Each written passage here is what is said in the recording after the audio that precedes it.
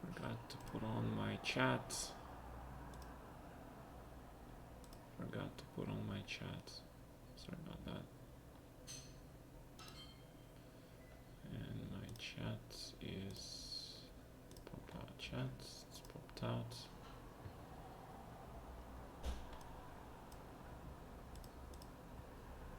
C3.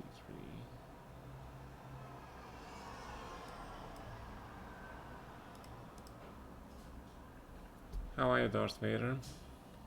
Just decided to play some chess with the people here.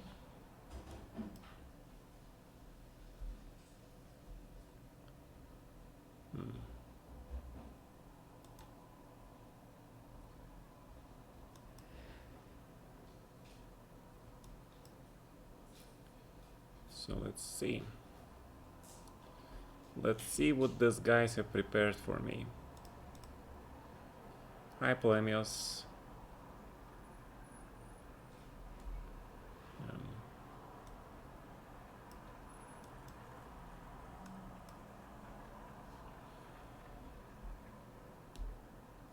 What's up, everybody?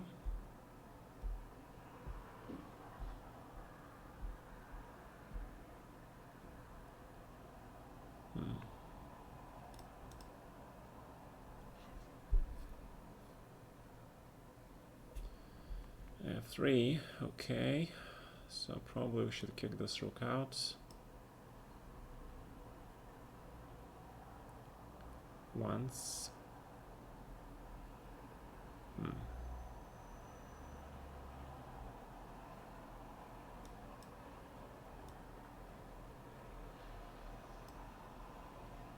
If I go for something like that.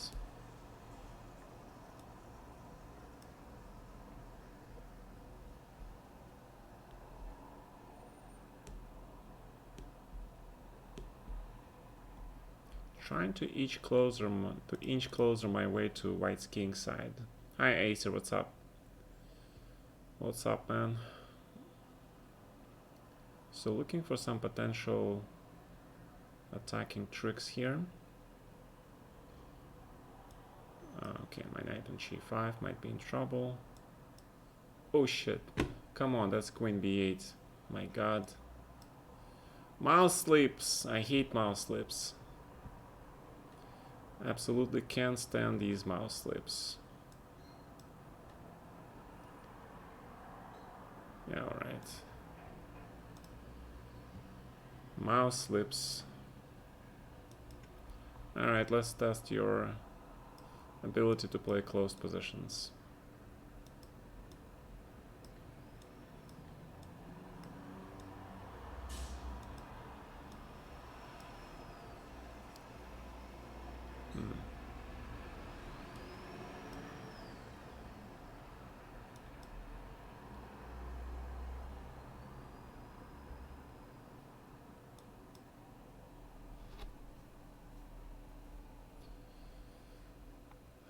Okay, take, bishop takes, it's fine.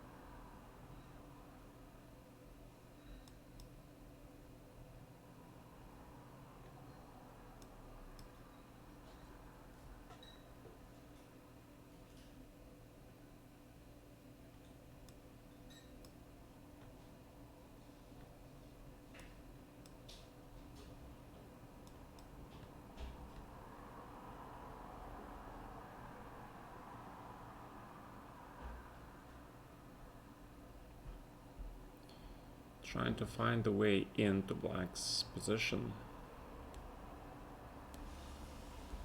Trying to find way. H6. Alright, let's H4 this.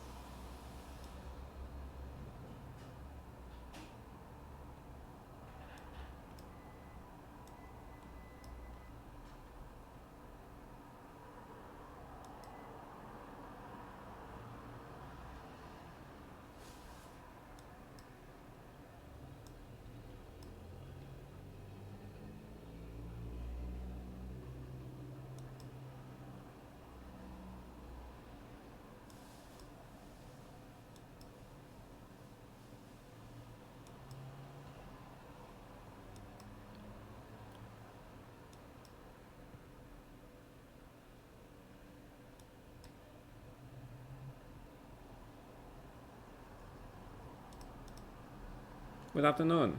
What's up, guys? Hi, Dukis. What's up, guys? Just playing some chess today.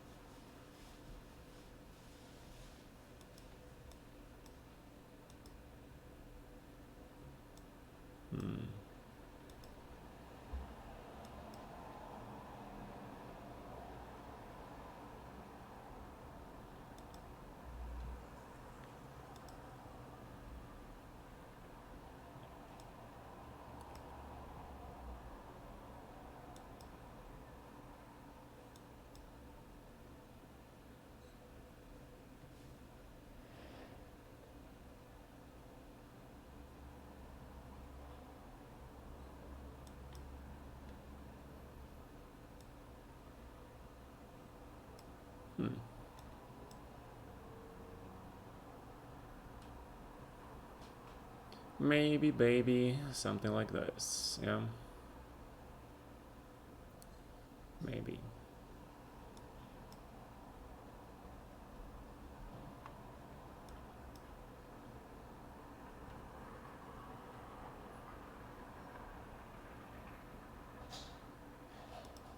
Alright, H4, not bad. Всем привет, Alan Zaripov. What's up, man? What's up, my friend?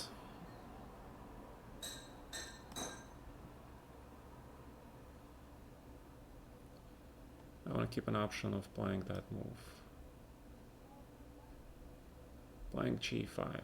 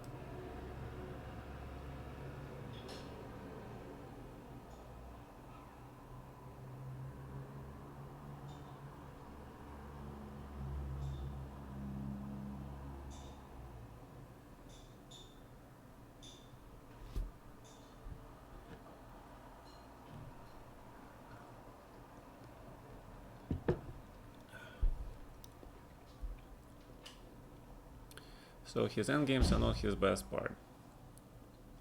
However, the problem is getting to the endgame, right? The problem is getting to the endgame. That is the big problem. That is the biggest problem.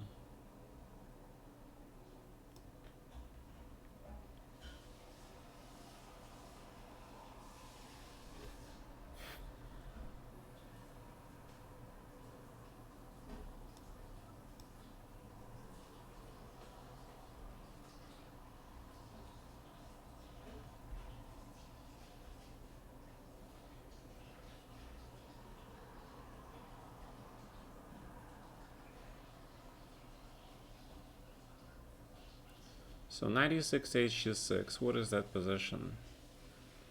Probably advantage whites, yeah? Probably. But if I play queen d6 and bishop f4, that might be even more trouble. I don't know.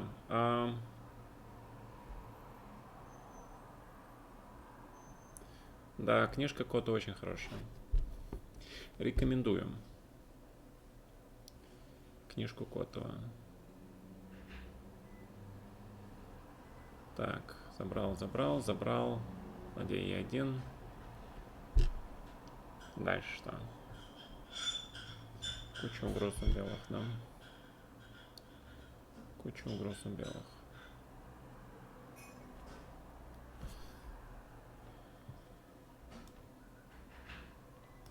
Fine.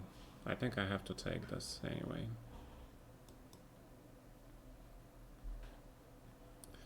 I have to take this anyway and play knight g8 maybe. Or knight c6. Kinda like knight c6 here. Kinda like knight c6, so we get some squares, some control. Queen c7, check. Well, rook e8 is a threat, right? Oh, rook e8 is a huge threat anyway.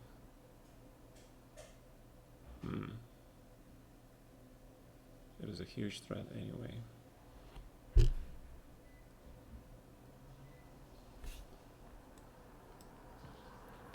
Alright, Mr. Tactical Monster. Yeah. Alright, so let's see how many computer moves he made here. Let us see how many computer moves he made in this game. So, e4, bishop e7, bishop g5, second line. Okay, knight c2,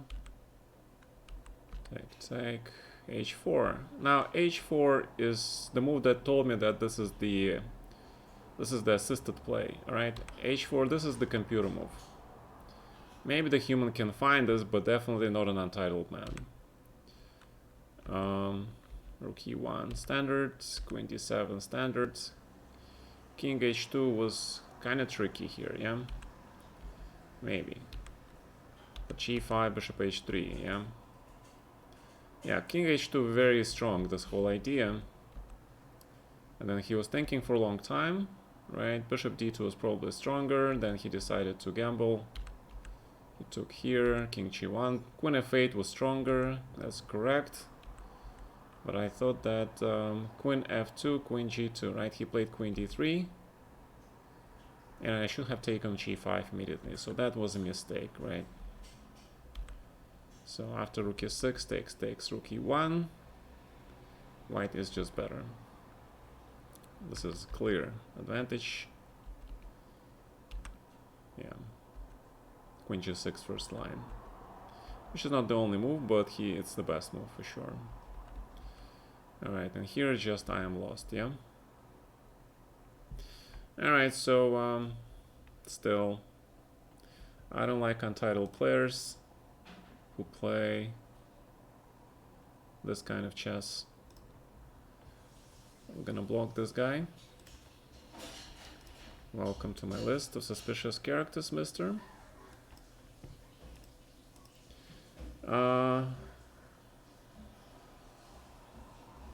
Yeah, well, he was suspicious still. A lot of moves that untitled player would never make, alright? Like h4, king h2 sequence, that tells me that he is a troll. Yeah. h4, king h2, the moves of the highly skilled grandmaster.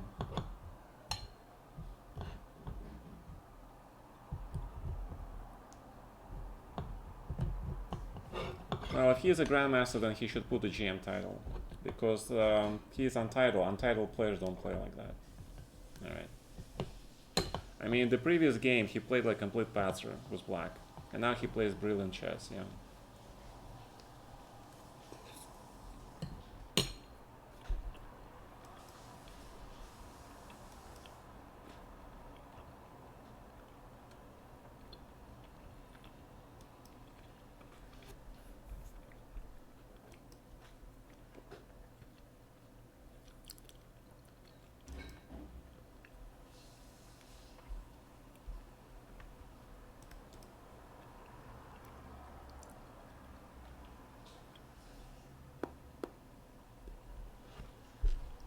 What about Alpha Zero? That's what a lot of grandmasters do. They play h4 move.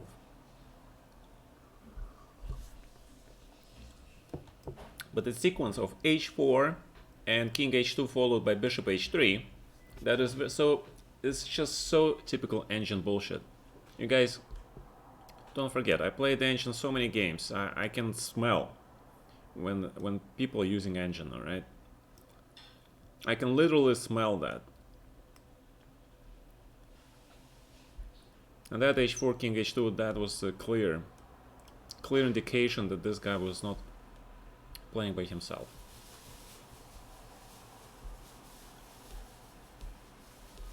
Or if he did, then he would be a top 2800 player. Alright? Because I mean, after all, I still can beat a lot of top grandmasters, right? In Blitz.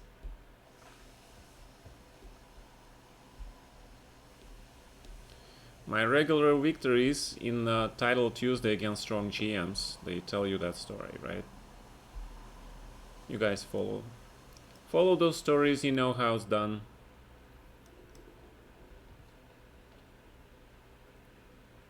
$2,700 player, my god. You don't belong there, man. You play like 2,500 dude in this game. See, this guy is 27 rated provisional, right? He's playing like 2,500 at maximum. Maximum.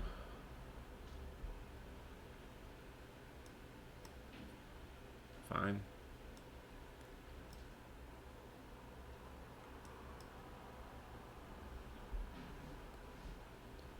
Trades. Probably not the best way to fight for an advantage, but it's a fair way. Let's put the rook on a2 maybe.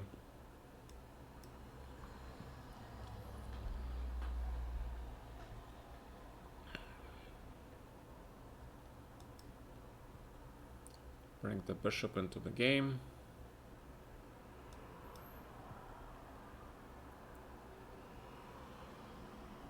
And choose bishop b6 maybe. I'm not sure about trading the rooks here though. I don't know about that.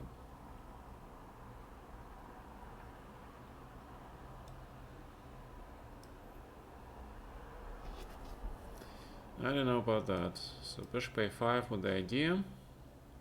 Now bishop b4. Sort of create pressure on this a pawn. And the next is knight going to b4 some point. Okay, so I'm starting to blunder, yeah? I blundered rook a5. Shit. Alright, bishop c5. Let's bring the king closer so he prevents the king. g4.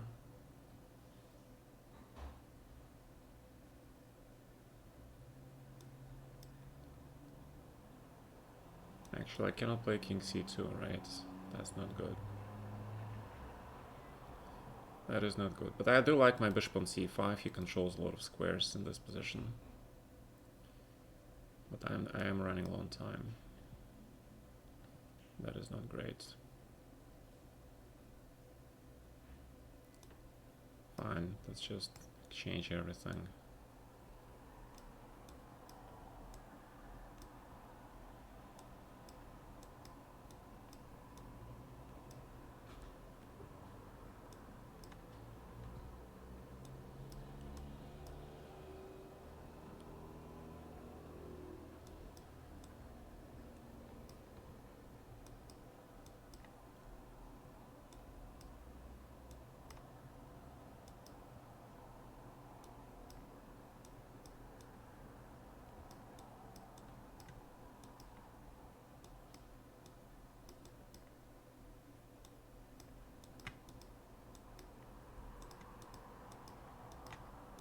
Ah!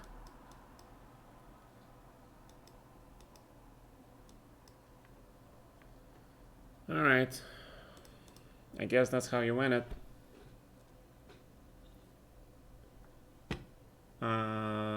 Need to make 3 GM norms.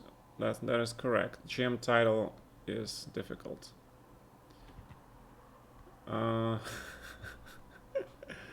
Dukis, you should go for the IM, man. You should go for the IM. The London end game is very difficult for black. So he wants the rematch, I guess, yeah.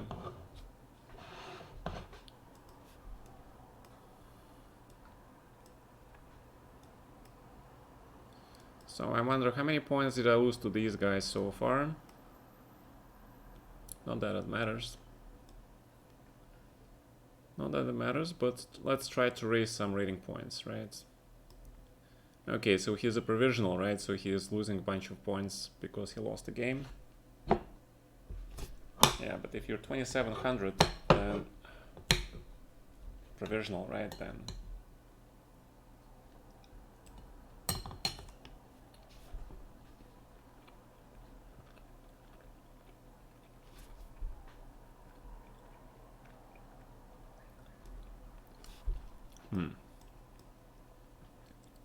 this looks nice.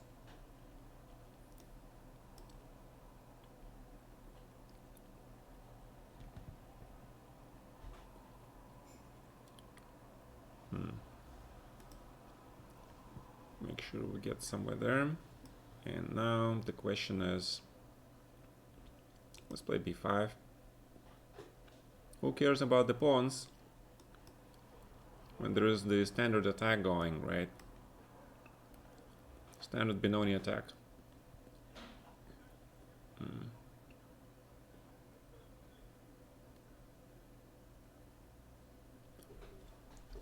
Alright, g5.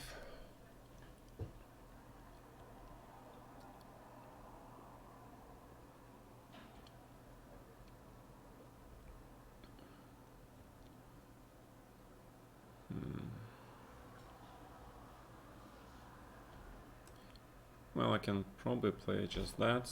I'm curious, let's play that. Very curious.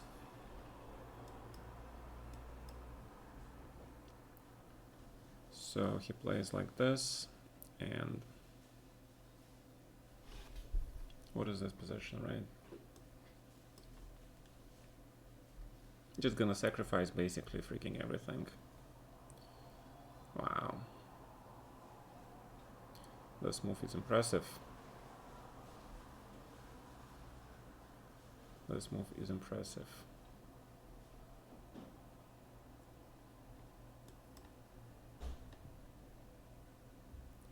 This move is impressive.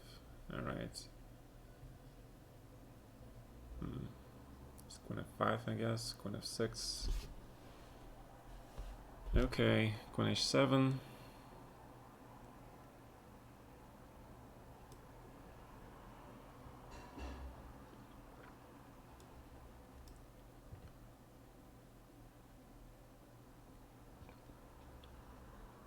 Now that move was impressive. That move was really impressive. Wow, look at this. Bishop F8. That's pretty damn strong. Pretty damn strong.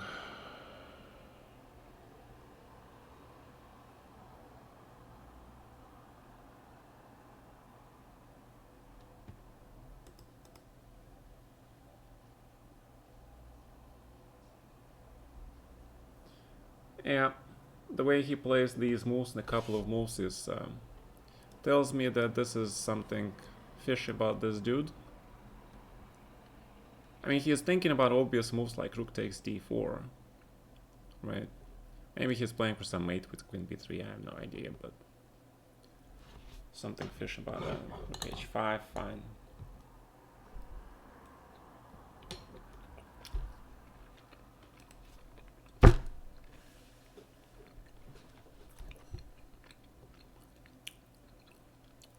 Okay. Dude, you are... You're blocked. Engine user. Sure. Wow, we're finding a lot of strange people today.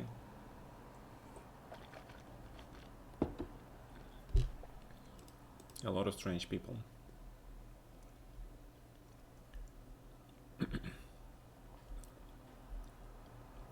It's not the way, like, the human would play rook takes d4, like, without thinking, right? Normal human. This guy plays rook h5, and okay, fine. Once you see that move, you realize how strong it is, of course, but... Untitled player playing rook h5. That's all I need to know.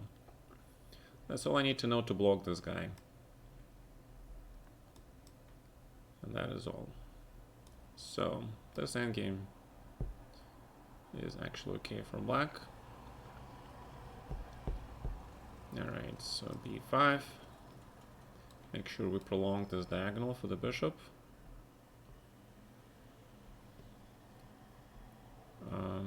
b8. He has a couple more moves, but he didn't get the bishop g5, and if he does that, he is okay. So he plays this, b4, gotta play b4 here. Make sure we open this line. Now he has bishop g5 coming, so it's probably a good time to trade this bishop and put the knight on a5 where he belongs, because of d4 now we get the square on c4. So black is doing better now. Black is doing really well here.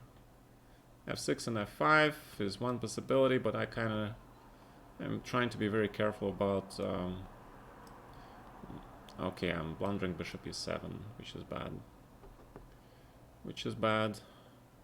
Bishop f6, alright. That's fine.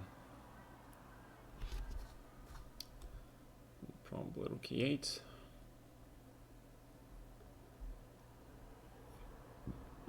Grab.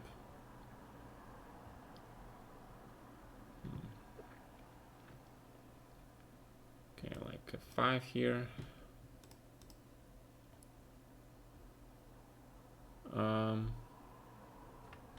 We just got 4 points back. He's 2600 provisional.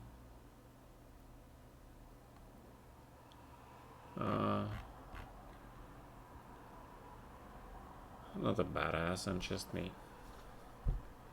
Okay, h5, preventing g4. Preventing g4. Thank you very much, guys. You huge deal support. That means a lot to me. Very supportive of my quest to find this tricky, strange people. Queen b5. So we're trying together to find all those tricky people, right? Very tricky, strange people. People are strange. If you're strange, no one remembers your name, right? Bam bam bam bam. Ba-dum, ba-dum, ba-dum, ba-dum, ba-dum, ba-dum, ba-dum, bam. I love Doors, guys, by the way. I love that song by Doors.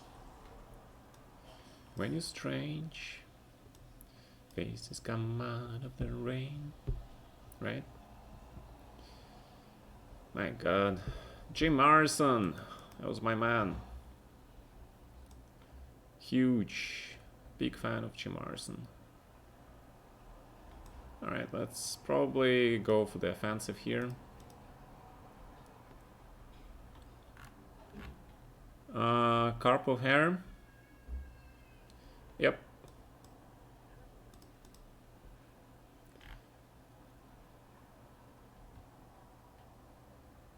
Totally anti-chess. I have no idea what totally anti-chess is, but I appreciate your support, man. And queen f2, right? I mean, the opponent gives you the square, you immediately take it. That's one of the ideas in chess. Taking control of the vital squares.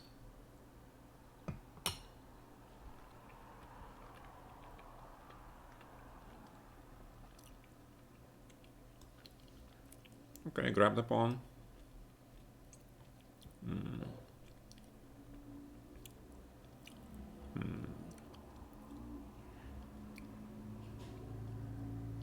And if I grab this pawn,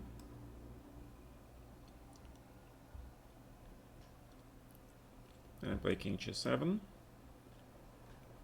with the small idea of rook h8, check,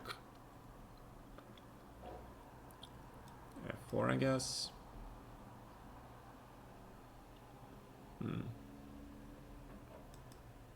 Blow this queen.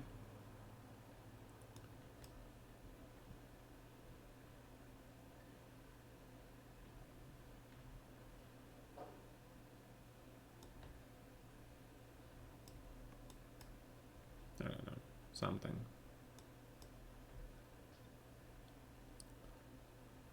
Well, it's clearly mate, man, so that's fine. Let's look for new opponents. Why are my hands shaking? Need to relax a little bit, yeah? Alright, so we're playing an IM. Is Ellie Tech. Good. London is total anti-chess. No, London is total anti-prep, anti-home prep. He missed mate in 2. Who, me? Or maybe I did. I don't know. There was a mate in 2? Where? Where was the mate in 2? Give me that mate in 2. Where did I miss it? Come on, tell me. Where was that mate in 2? Yeah, I'm still trying to gather myself together to do this final lecture on this system. I did not do that. So bishop h2. My god, this kulibyaka is so yummy. My wife's cooking is awesome. So he's waiting for that a5 to play knight c6, right? Tricky fella. Or he wants to play knight c6. I don't know. Tricky fella. So somebody played knight c4 here immediately. I think Kramnik did, right? So basically the same idea. But there's a small nuance. And right now you play c3. The idea is that this knight goes to e3 now, right? That is why or queen b3 is actually sort of a threat. Because knight on c4 is... generally you want black to push d5 and close his bishop. And then you play against that bad bishop. Alright.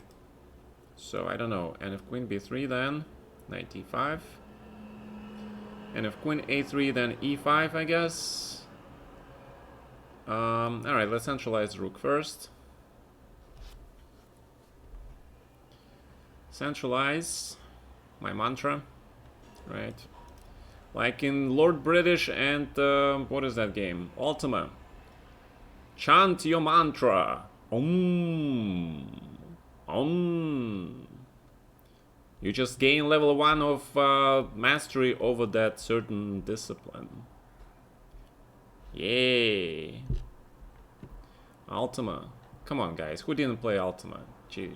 Gee, what a question. I was a child of the 80s and 90s, right? What else can you play in the 80s? Of course, at home, right? At PC games. No, that RuneScape I didn't play. That I freely admit. I did not play RuneScape. That I didn't. I apologize for that grave sin. Forgive me, Father, for I have sinned. Right. Okay. Wow. All right. Let's get this queen out of the danger zone then. H4 looks legit, right? So that small pawn that is ticking, right? I think bishop f3. Is that the threat, sir? Are you threatening me, sir? To do some ghastly things to me? So my knight on f3 is actually not that great. So let's relocate this knight. So this knight probably goes to e3. Bishop c6. And if I play knight c4, knight e3. So I need to do something about this pawn. How about rook e3? Rook e3, knight g4. That's the only problem. That is the only problem with that. And if I play c4 here... Actually, let's play c4, right? Let's put the pawns like this. That'll make sure that black does not get any... Because he's got double pawns. The endgame is toast for him, right? So he is threatening me something here. Well, then I'll take on d6, right? So let's put... Oh, he wants to take on d4. That definitely we have to protect against. I don't know, this pawn and this pawn, right? So this pawn and that pawn. So maybe knight e4. Knight e4 looks okay. Because he traded his good bishop for that bishop. Queen e2. Alright, you want to trade? I'll trade you, man. Okay. d5. Let's start the roll. Because now we get two passers, thanks to the doubled... maybe I don't get two passers. Who knows? Maybe I don't, yeah. I don't get two passers. Wait, you just blundered me. You blundered me something. Queen d3. I don't know. Let's go after this pawn. Yeah, I saw that. f4. My god. Oh, you want to flag me? Is that what you want?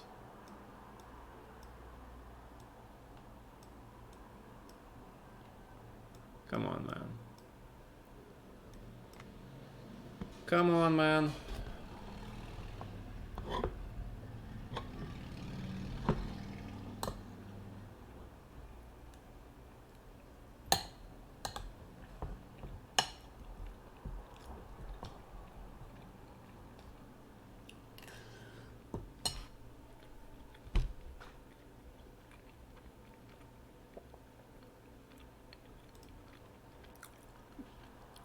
Alright. I'm gonna block you as well. Because I simply don't like IMs flagging me in lost position. Alright? That's no respect for GM title, man. No respect for the GM title. I'll be very happy to play GM when I was an IM.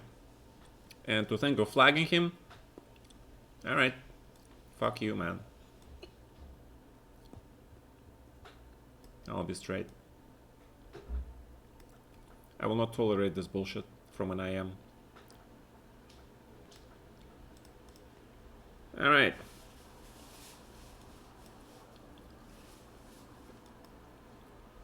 Because I'm not here to play speed chess with this guy.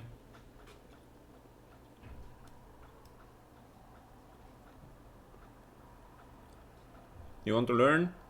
then you better be up to the task. Alright, so this is pretty standard stuff. A5, whatever. H5.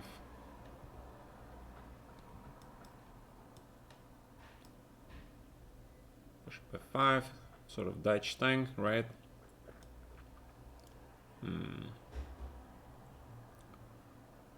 Knight E7, Knight B8. I don't know. Knight B8 looks kind of cool, because this knight can go to D7 now that we have control of the square on C5. And knight will go the standard route to G5. So he might play Rook A1 or something.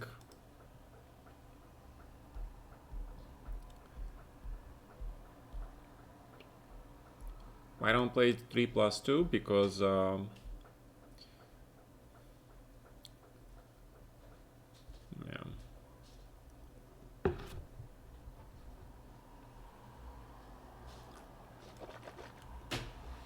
because then I would get no games at all. Everybody is not gonna play. Already tested. Nobody wants to play increment because they know they're gonna lose, right? Nobody wants to lose.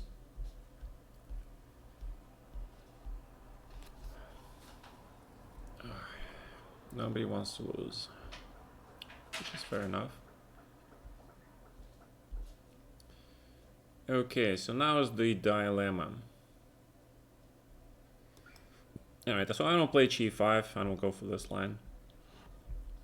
Just want to go Knight G6 and G4, which is not the standard stuff. Bronstein tank control, 7th rank with the rooks. Increment is good for machines.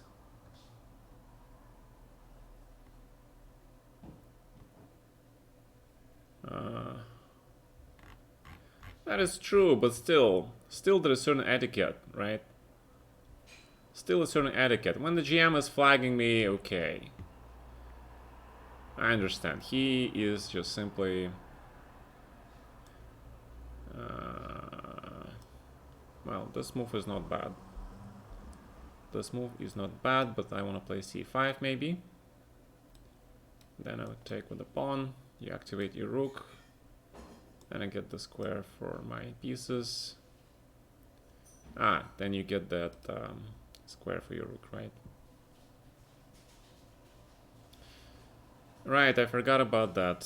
And if queen e6 and knight b3 goes with the d4 with the tempo, right? Icebreaker. Alright, Mr. Icebreaker. You just played a series of brilliant moves.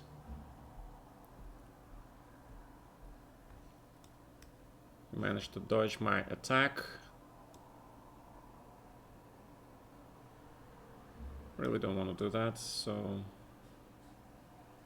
let's bring the knight here. Queen c8, queen a4, I guess then.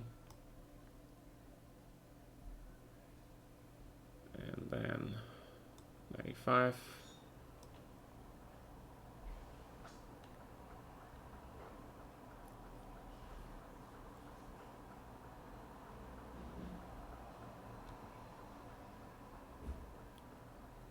Alright, so how far will this go? Knight b5. Impressive. Impressive. So I take here. Oh, my knight is hanging. Then b7, b8. There is no mate. Bishop b5, right? Okay. If I play knight d3.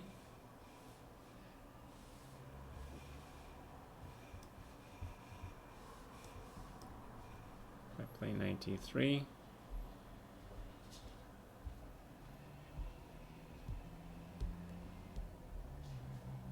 Okay, queen e6, then you can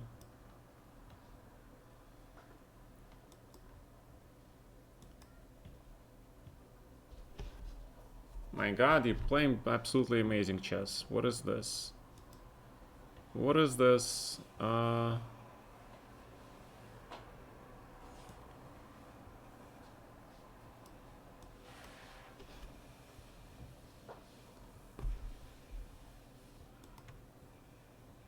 Okay, we're meeting another suspicious character, yeah? We're seeing another suspicious character. Very suspicious character. Christ, how many suspicious characters are there? Seems like every second guy.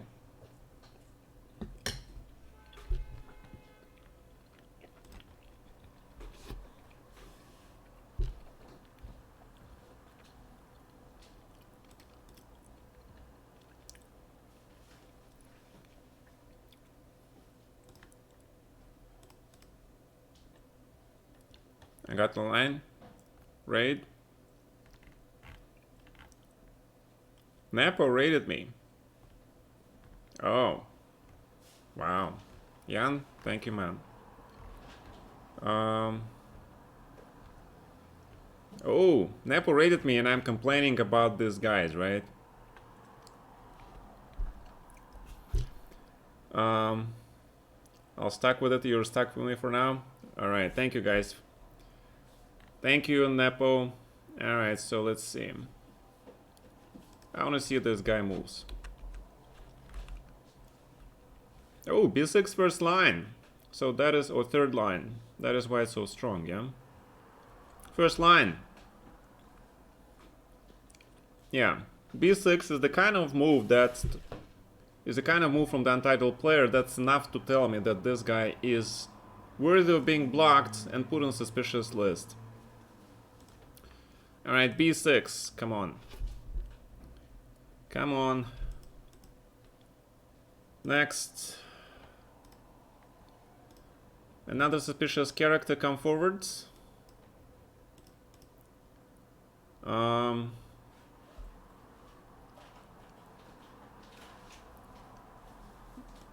Good day, guys. Thanks, Nepo. I mean b6, right? From the untitled player. Sure. Sure, man. Sure. Alright, just bishop g3. 95. Thank you. Thank you very much. Appreciated your donation, sir. F4.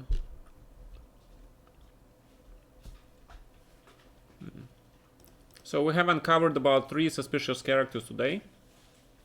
So I would say my mission is accomplished. Right? 3 freaking suspicious characters today. No wonder I haven't heard from him.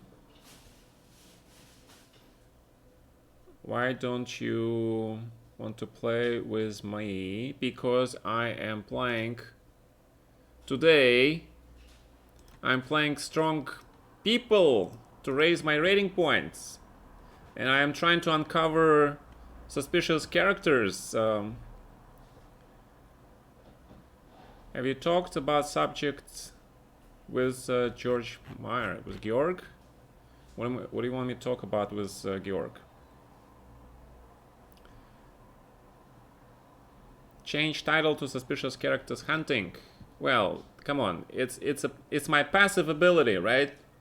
You guys know about the heroes, right? You know about the sports, esports, right? You have heroes that have active abilities and that have passive abilities, right? And you know, suspicious character hunting is my passive ability, right? Yeah, Georg is awesome, of course. We are teammates from the same team in Bundesliga. Yes, passive ability is hunting for the suspicious character. You got it, man. You got it, dude. That's my passive ability. All right. Fine. Oh, you want to go into the end game. All right. Alright, I will go with you into the endgame, but please change my bishop first. Please trade my bishop first. Because knight on h5 sucks, man. Now, and I got rid of bad bishop, and I have this nice potential hole on f6. I take with this pawn, of course. g4 is coming for you. g4 is coming for you, brother. And then that knight will really want to get into f6 one day, right?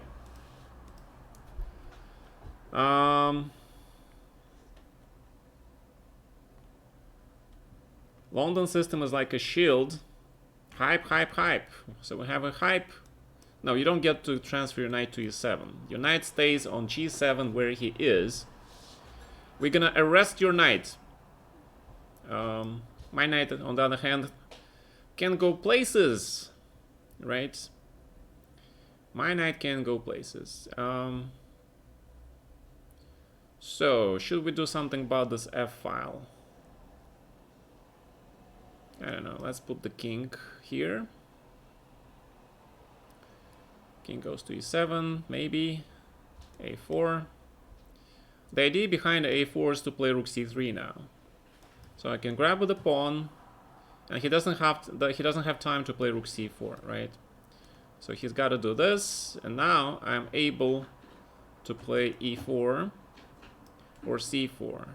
Let's undouble my pawn and put this knight into business. What is business, you ask me? The business is good, right? So rook b6. The business. All right, let's talk business, right? That's how the Godfather says it.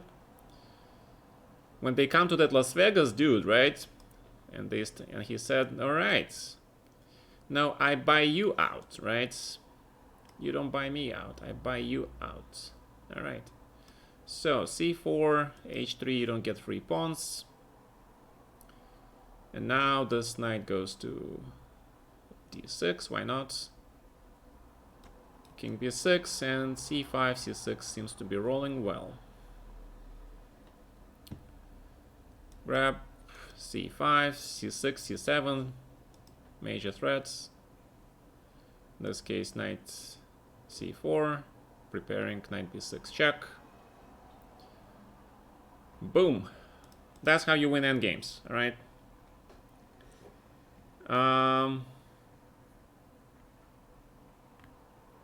Hedgehog is a mode.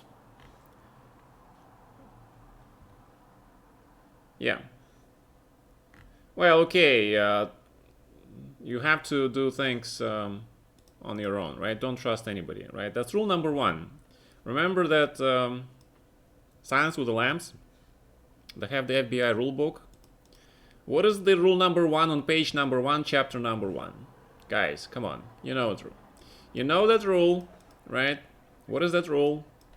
Tell me the rule. No. Come on. Don't. Silence is not the rule. Quid pro quo, Clarice. That's a good one, but that's not a rule. I was talking about the FBI rulebook, right? I love that rule. Exactly. Don't trust anyone. That is the rule number 1. Okay, well, you want to trade my bishop, then you want to play bishop a3. So probably it's a good idea to just put this bishop back on b8 for a second. Correct. So let's put this bishop on f5. I probably should have played a6 first, just to make sure this... But you really need to exchange this bishop. So queen d7, I think, is the right move. If he plays g4, that pawn will be hanging. Your opening is your repertoire, like in X-Files. Oh, that could be X-Files, that's correct. That could be X-Files. My god, I haven't watched X-Files in years. I haven't watched X-Files in years, guys. Yeah. Thank you for subscribing, Dre. Thank you, man.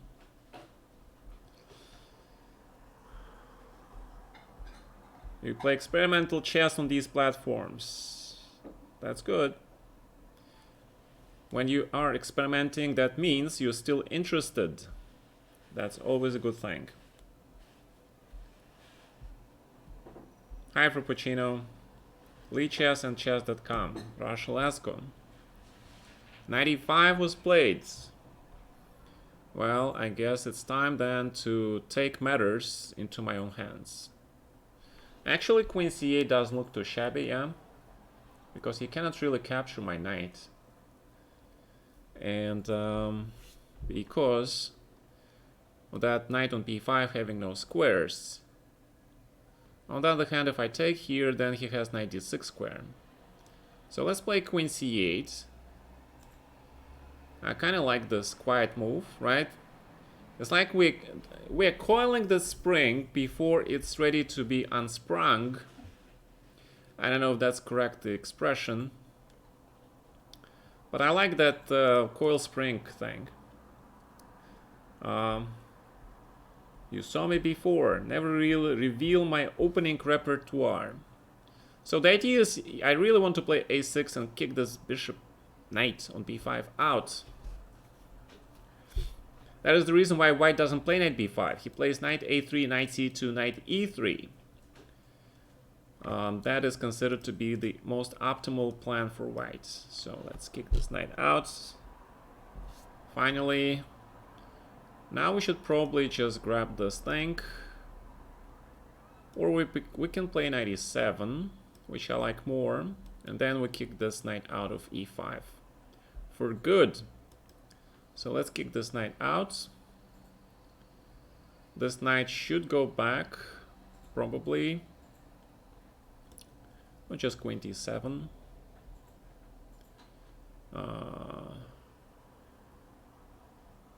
Okay.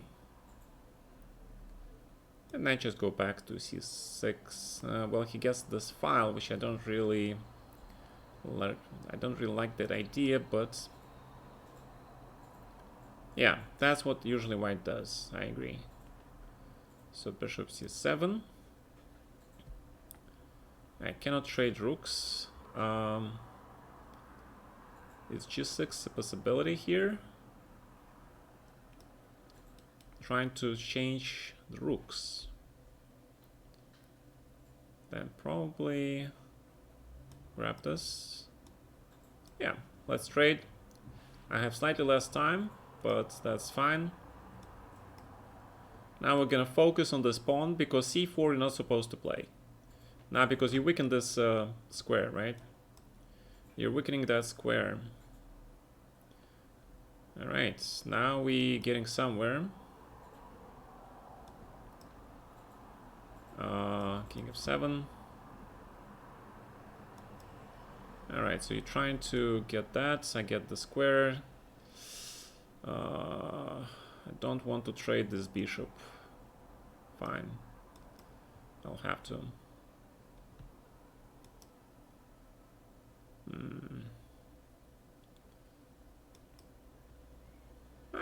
Blundering stuff.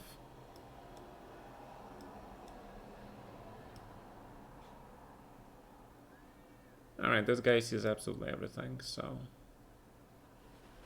This guy sees absolutely everything.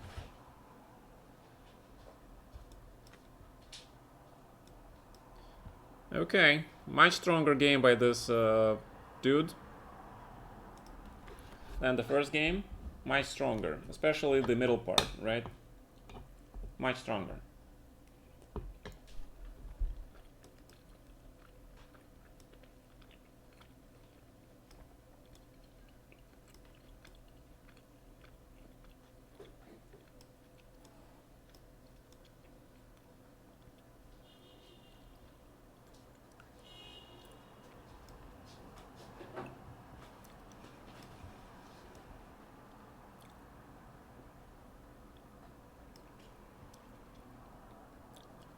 So it's time for the secret weapon.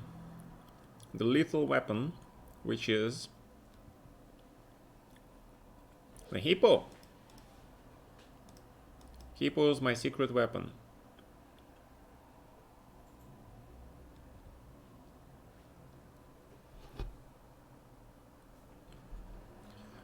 This is my secret weapon.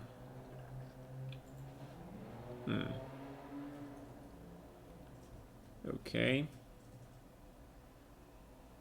Then I usually play knight f3 because I get the square on g5 for my knight. Right?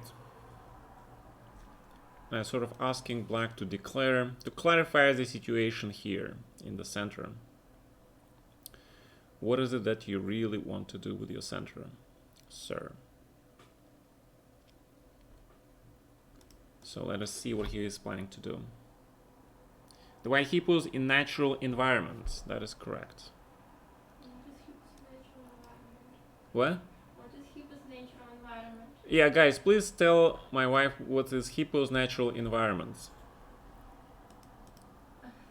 It should be water, right? Like swimming in the water, right? Okay, I believe it's chessboard.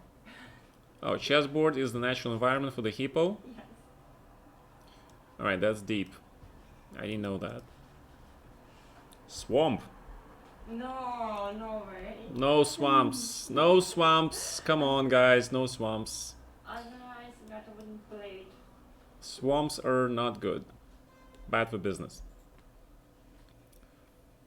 Alright, so, I don't know. Let's play c4. Then we're gonna grab this bishop. And finally play e4. Yeah, dude,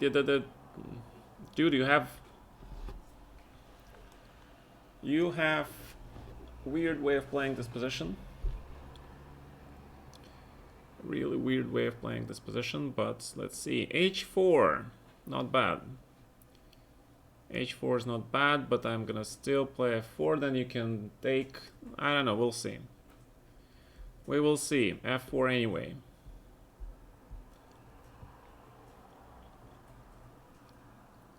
Because if I take knight h5, right? So now I take with the knight. Or with the, probably with the knight. And I can grab this pawn now. Yeah. Now I can grab this pawn. And grab this guy. And play queen g5, just go for the endgame maybe. Then you play queen e2, which I missed, right? I completely missed queen e2, so that means queen f2 probably has to be played.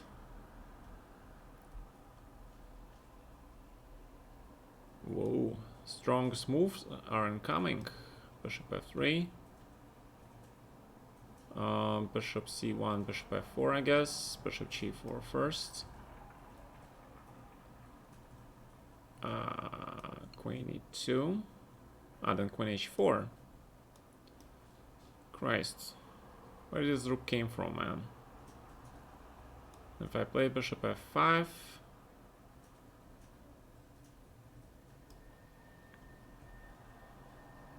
And bishop c1. Alright, somebody started to use something here. Somebody really started to use something. I have a very strong suspicion that somebody started to use something here that you're not supposed to do.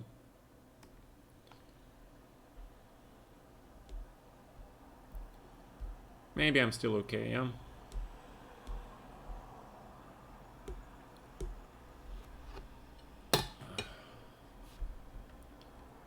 Okay.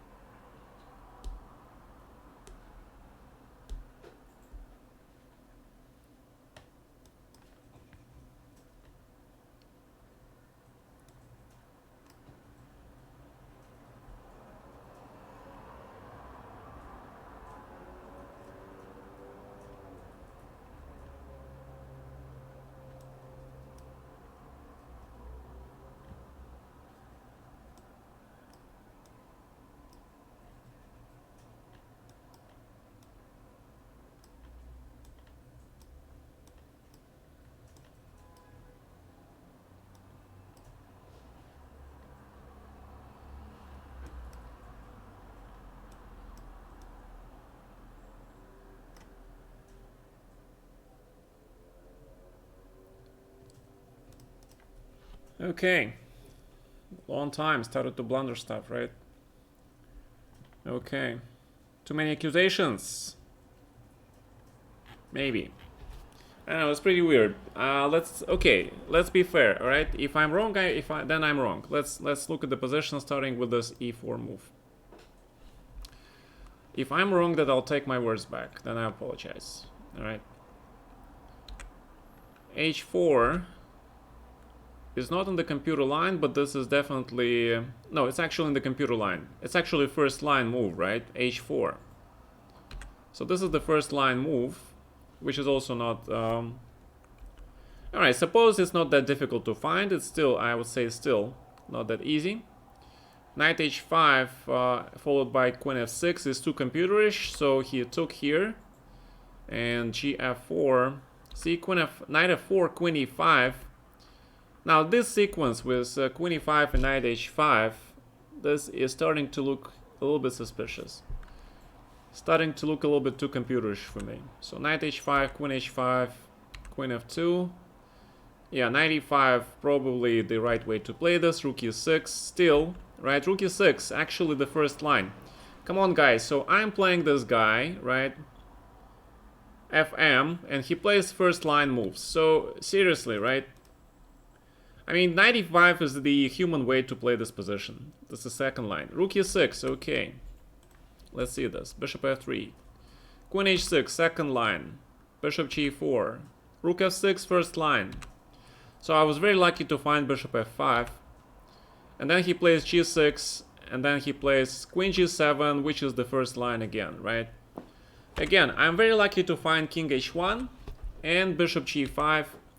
And then I got really lucky that he finally relented and he played this bad move, right? Finally, and FM plays the bad move. Finally. I mean, the defense here was unbelievable. Takes a mistake. No, not a mistake. Queen f3. Yeah, and bishop e5. I thought it was a really strange move. Bishop e5. I didn't realize, of course, after f6 I can grab this pawn. I did not see that, right?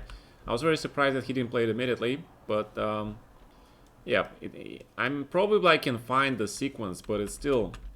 But bishop e5 with the second line move, this move makes no sense, right? To me. And then I realized he covers the square in f6, but this bishop e5 is just too computerish. So rook e1, human move, f6, check here. And queen e8, okay, my god. My god, queen e8 and bishop f6. Beautiful, but computer stuff. Bishop h6, and now I got lucky because he was running long time, he didn't see rook f7. Really lucky here. Really, really lucky here. He played rook g8. And of course rook g7 wins. Why is it winning? If he takes... because check. Alright, so that's how it wins, right? So I stayed and played bishop g7. And you see, it's equal, right? Queen g4 is the fighting move, but of course knight b4, knight c2, knight e3, computer bullshit. And black is doing fine, right? But okay, it's still... yeah. Still. Right?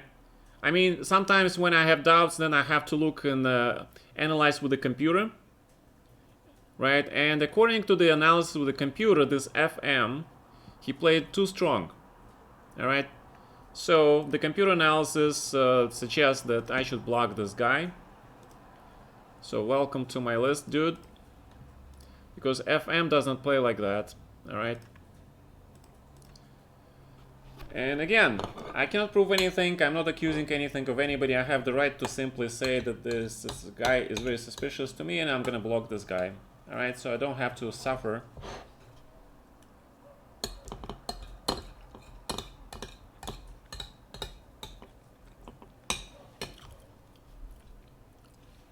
Alright.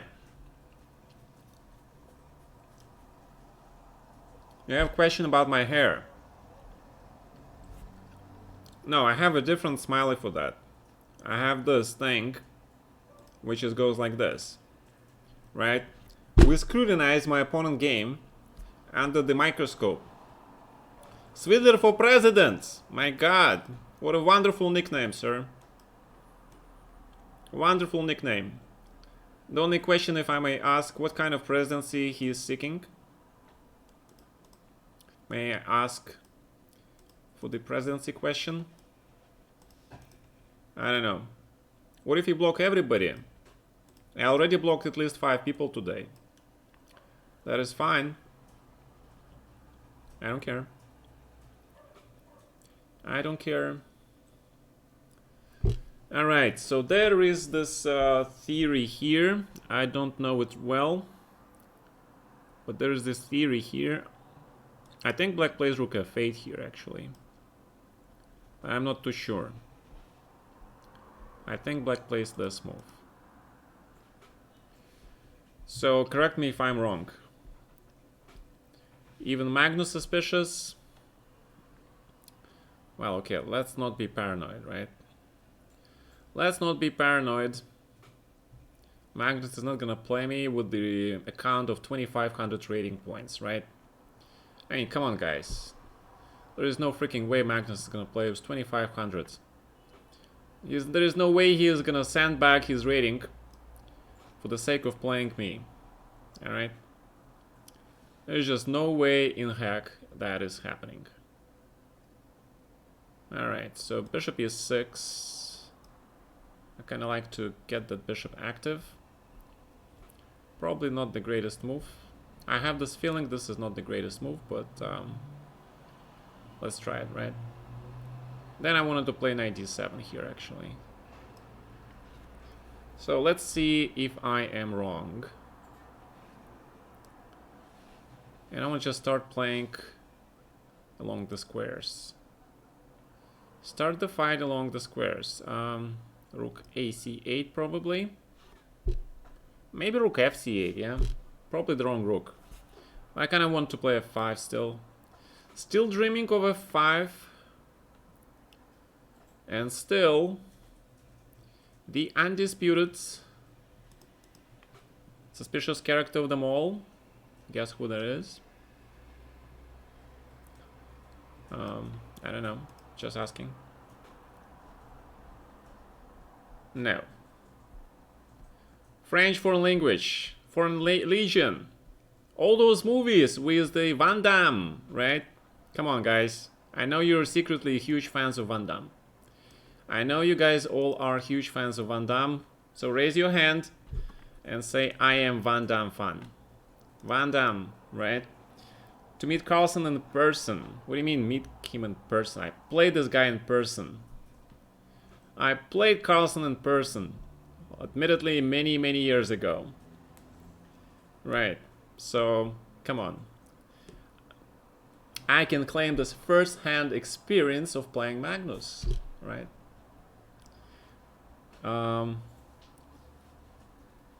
You are Jean-Claude. This is so curious, you know? Like one of my, and like not just mine, like most beloved Star Trek Next Generation characters is Jean-Luc Picard. With a French name like that, right? And yet he is commanding the, basically an American spaceship, right? I mean, let's be honest here. This dude is flying an American spaceship. And kicking ass, right? He is kicking ass. So, I like this bishop on f5. On the other hand, I like my knight on c5. So that's kind of big toss-up what to do here.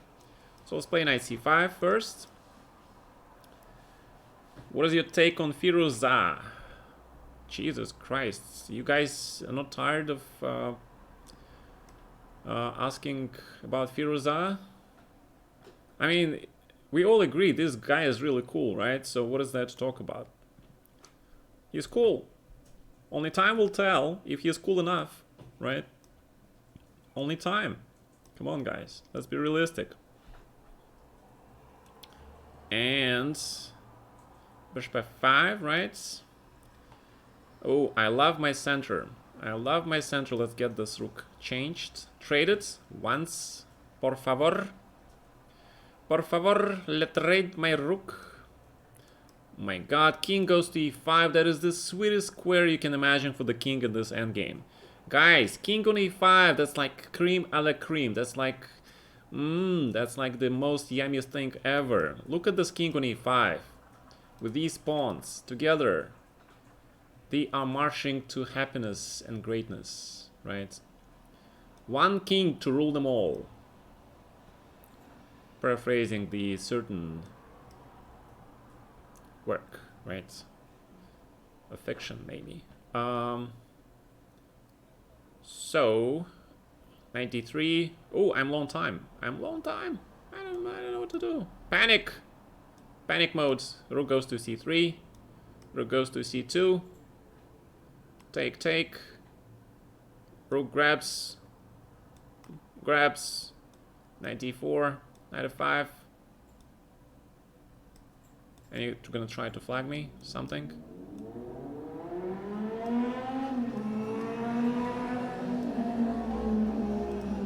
Alright, I think I should close the window, right? Those cars are probably too loud. I apologize. We're living next to a very busy street. Actually, I would call it a highway.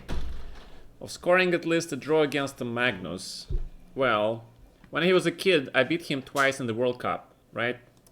When he was a kid. It was 2005 and it was 2007. In 2007, he was no longer a kid. He beat a lot of strong grandmasters, but it was... I was in my 30s, I was in my prime, so I think I was undisputed number 3 in the world after Anand, I think. Anand Topalov, right? That's why I played the match with Topalov for the challenger title for the match against Anand. So I would say after winning that World Cup, I was undisputed number 3 in the world. And that was my time, right? And then I played Magnus many years later. We played a lot of Blitz games, so I had... what am I doing? Wait a minute. It's like a famous draw. Are you going for the draw line against me using the fact that I'm talking and I forgot about this draw line? Maybe, yeah. Bits kid. Well, maybe. I don't know how proud I am, but sometimes, you know, those kids need a good lesson, alright? You know, sometimes, right? It's better than Magnus. Remember that he had classed him the last match. Well, again, about the Hikaru thing, the whole brouhaha, is that he is in his prime, guys. There is this biological term for a man, condition. It's called prime condition, right? When a man is in his prime, he is basically the strongest. He beats them all right? Wasn't this a line where I can actually play bishop f6? Wait a minute. I'm trying to remember this line, and I can barely remember this. This rook e1, knight e7, rook e4, d6, knight g5, bishop g5, knight g5, castles, and then this knight e6, and there is like knight sack, right? I forgot where this was, but could it be here? I think I'm mixing up something, right? Maybe. Who knows? Getting old. Hopefully not senile. Alright. No. That is wrong, right? Everybody is a champion player. Naka has won...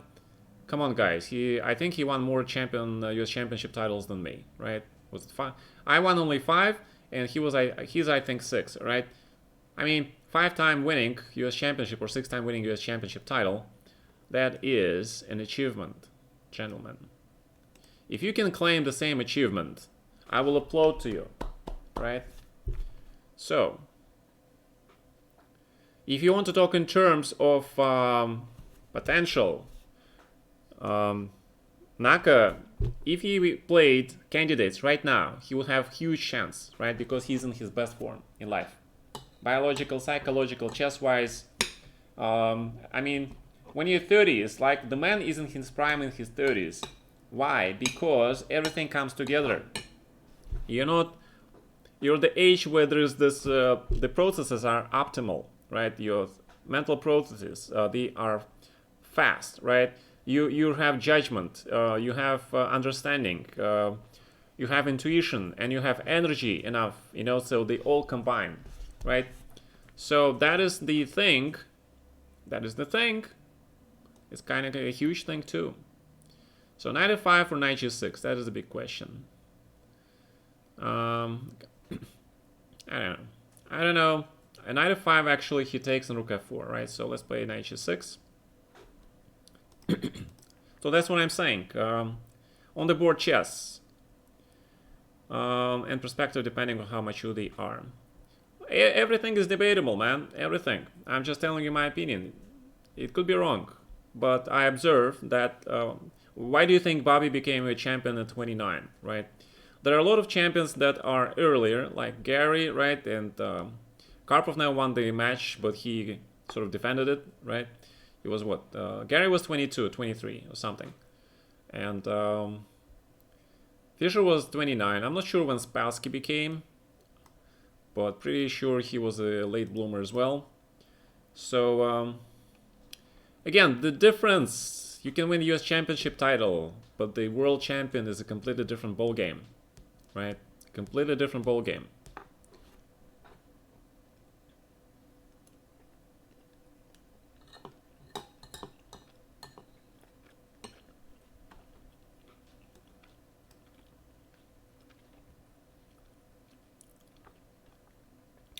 Wait a minute. Why am I playing 1800 player? Oh, I just click on challenges. My god. I forgot. I should be playing high elo, guys. Tonight is not the night when I... Dubov. Like Polugaevsky. Yeah. Huge potential. But can he be stable enough to win the world championship title? To get to the top? Questionable. Interesting questions though. I wish the guy all the best, of course. I mean, I know I've known him like Artemiev, yeah? I basically saw him and Artemiev playing the Russian Team League Championships when they were kids, like both were 13, right? In 2013, I watched them grow. Like this fascinating experience, like in The Silence of the Lambs, remember? Hannibal talks about the cute little tigers, like they're so cute when they're little, right? You can play with them. But when they grow up, ooh, my god, then things become different. So, I don't know. Yeah, I apologize. I have a lot of movie references that I like. Now you're out of professional chess. What do you do besides stream? I rest and I stream and I play games sometimes. All right. I'm supposed to write a book. Please don't tell my publisher that I haven't started, because he's not going to be happy. But we are in the quarantine. You know, this is the second month of me staying at home without going anywhere, right? So I'm going slightly bonkers here. So, you know, you guys, you know that feeling, right? When you're stuck in the same place like for a long time. Yeah. That is, well, I don't know Dubov personally that well, so I cannot claim to know if he has an ego or he doesn't have an ego. He seems like a very cool guy, right? So, don't ask me. I have no idea. I have no idea what to tell you. There are probably better experts on that area. So the question is, should I play c5 here and allow him to open his bishop, or should I just exchange stuff and keep my weakness on c7? Although it's a weakness, it's an extra pawn, right? Or should I trade this knight and play with the queen and knight? But I don't. This knight on f3 is kind of passive, while my bishop on g4 is kind of pretty nice. So I don't know. A lot of questions, right? Oh my god, you gave me how many? Oh my god, oh, I have 8 minutes, 3 minutes, Jesus Christ. Is it rated? Is this game rated, by the way? It's 2400. You know what, I'm gonna offer you a draw. I screwed that 2400 rating. I'll offer you a draw, man. I don't want to play this. I'll offer you a draw. Accept. Accept the draw. Damn it. You're not accepting my draw. Is he trying to win? Is he trying to win? What am I missing? What's going on?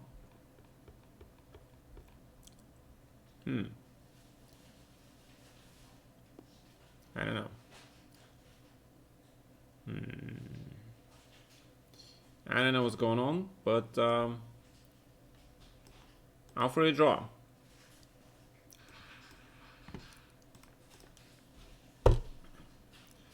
I don't want to resign. I don't want to resign. Come on. I don't want to resign. He tricked me into playing this bullshit game. Alright, fine. I'll resign because this is not what I wanted to do. I don't want to rematch. Good job.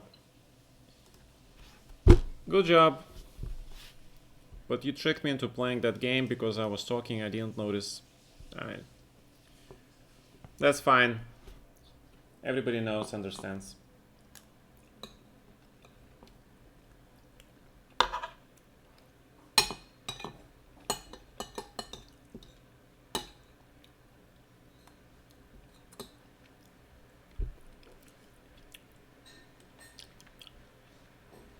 Конкурс прогнозов. I have no idea how to translate it into English. Please help me. Like forecast, was it? I don't know. How do you translate it really? I think then you can play knight h4 here, right? Then you go for that take. Knight f5.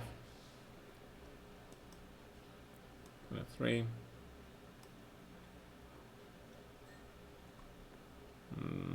G4 95, I guess, so gotta be careful slightly here. Okay,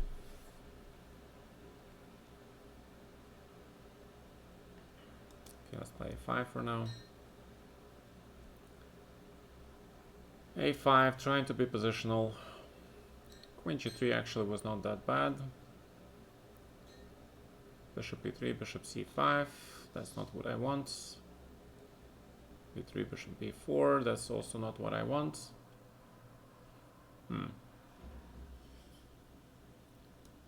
Okay, let's play h3 for now. And then queen g3.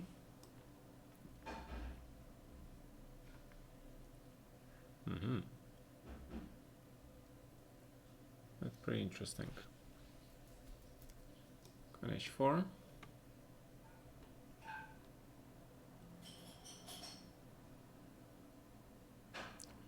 I'm sort of ready for the g4, g5 thing. Like caveman style attack, but sometimes it works. I do not guarantee that it will work every time, but sometimes it does. So I'm curious, what kind of case is this? Is the situation where it works or it doesn't? One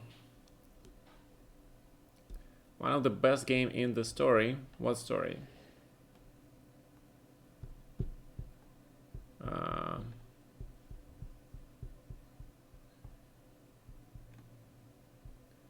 Prognosis. Oh really? Prognosis is English word. Guess the move. Naka didn't win Lindaris. He did win some tournament, right? But he didn't win Lindaris. It's not that it matters. Not that it matters really. So if I play g4 and g5, because I have pair of strong bishops, sir, and that pair of bishops allows me to do anything I want. All right, anything I want, pretty much. Just because there's a strong pair of strong freaking bishops. All right. This case it's check and bishop d3, and this cluster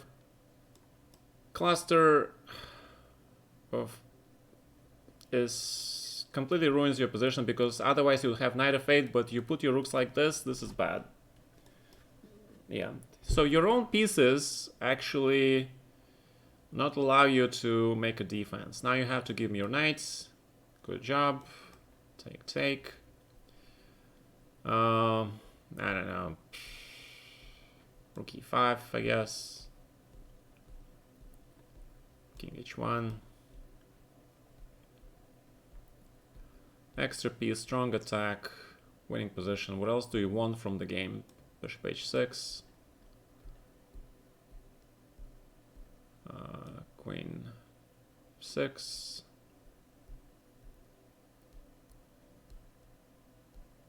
Wow. You want to play this for real? Alright, how about check? And rook g1. I don't know, this looks convincing, right? The mate on g5, mate on g6 is coming.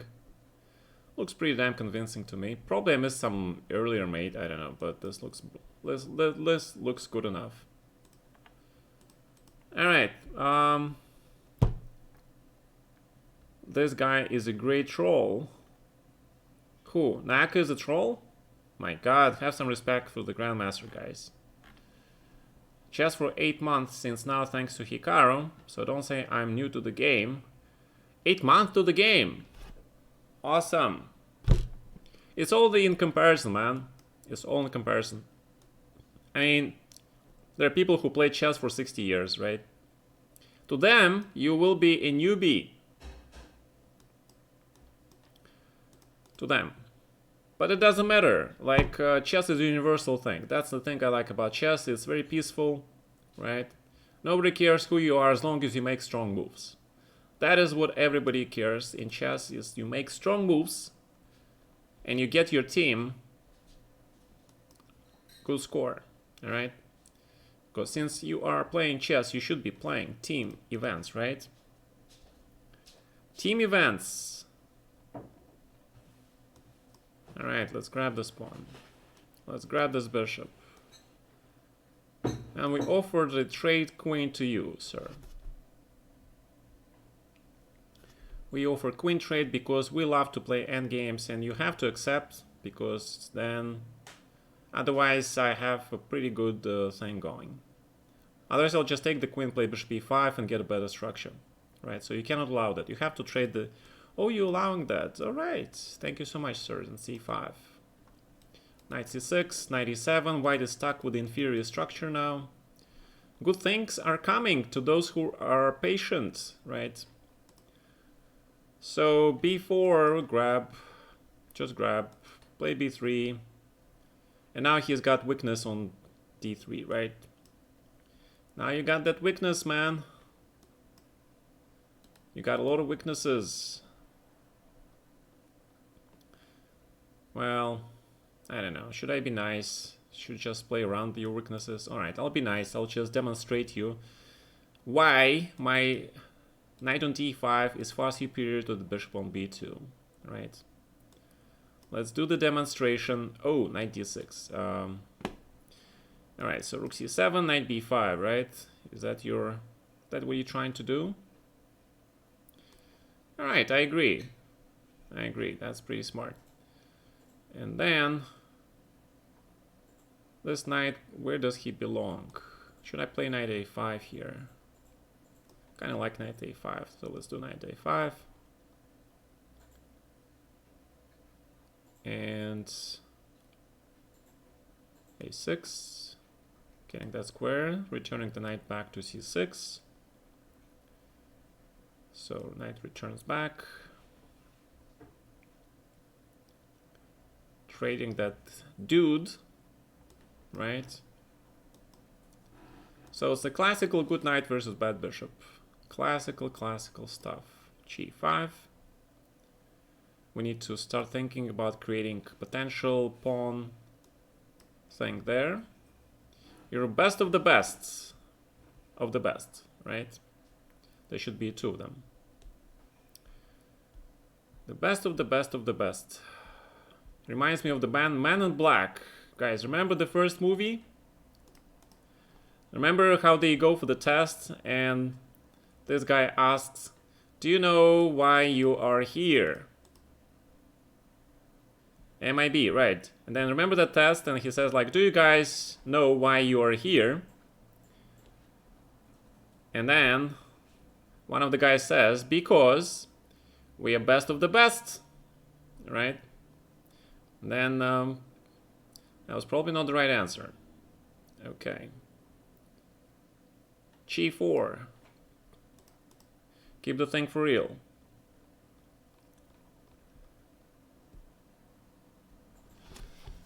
Yeah, we're not gonna scoff here because we're not making fun of this opponent, of course, right? We're not making fun of anybody in this channel. But it's just, you know, I get these flashes of movies that I've seen. And they do look kind of funny to me sometimes. So this knight, he controls basically every freaking square there is, alright?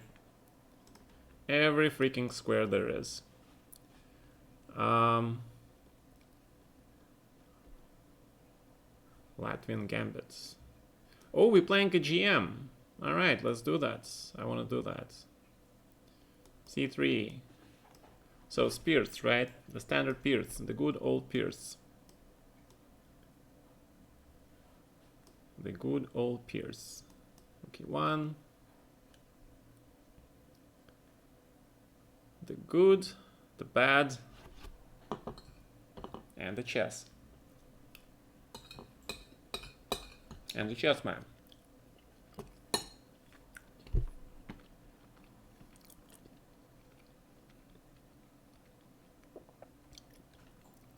Knight h5 immediately.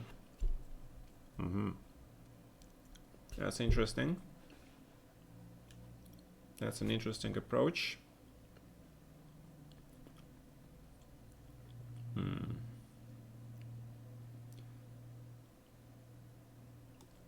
Yeah, but then I can play d5. I can transpose into the. I can transpose into this. Into King's Indian. Which should be pretty good for me.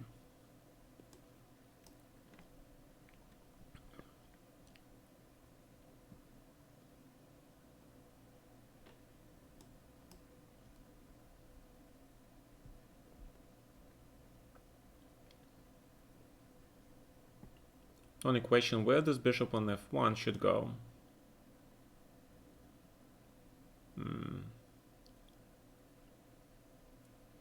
I should not have moved my queen because now he has f5. Crap. Alright, that was a mistake on my part. I admit that was a mistake.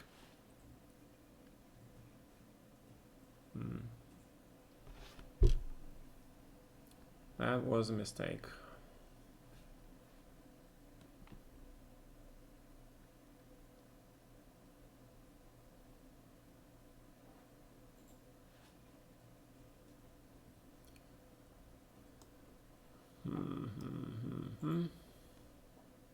I don't know, just rook b1, I guess. Do something. Do something. Bishop c2.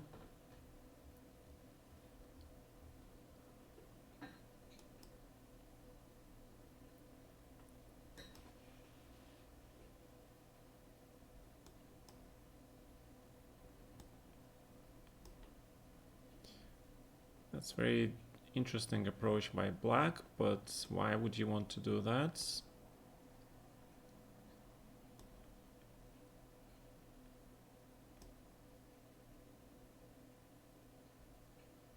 Ah, I forgot about that move. I forgot about queen h4. Shit. Crap. I forgot about this. My god. Ugh. Just play queen c2, right? And just trade the bishops. My god. I'm going for the inferior tactics.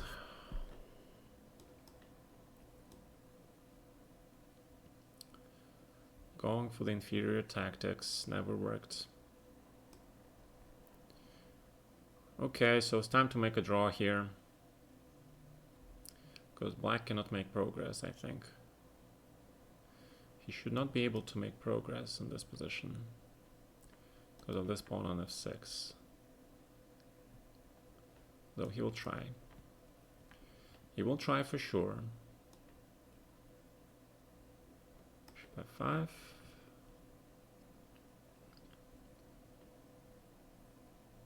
Okay, why not? Just rook e3.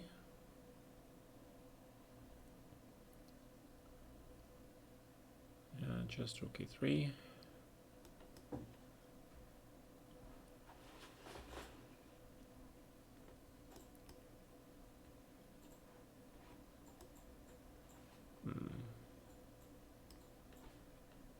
Probably I shouldn't go for this. I probably shouldn't go for this. Just keep rooks alive. I don't know. Don't have to do that.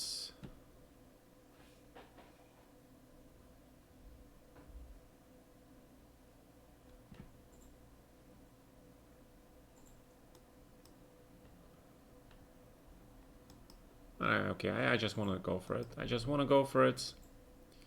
I want to see what it is like.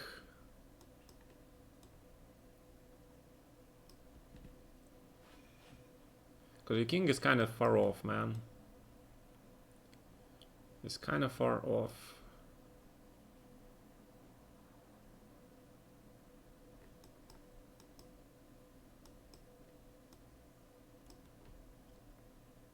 Well, bishop e6 is coming and king g6, so this is winning, right? This is winning. All right, so that was win, right? So I don't know if he wants to play. All right, let's put the new opponents. All right, so that's how you basically win sometimes, right? You just stand and then your opponent tries something and then...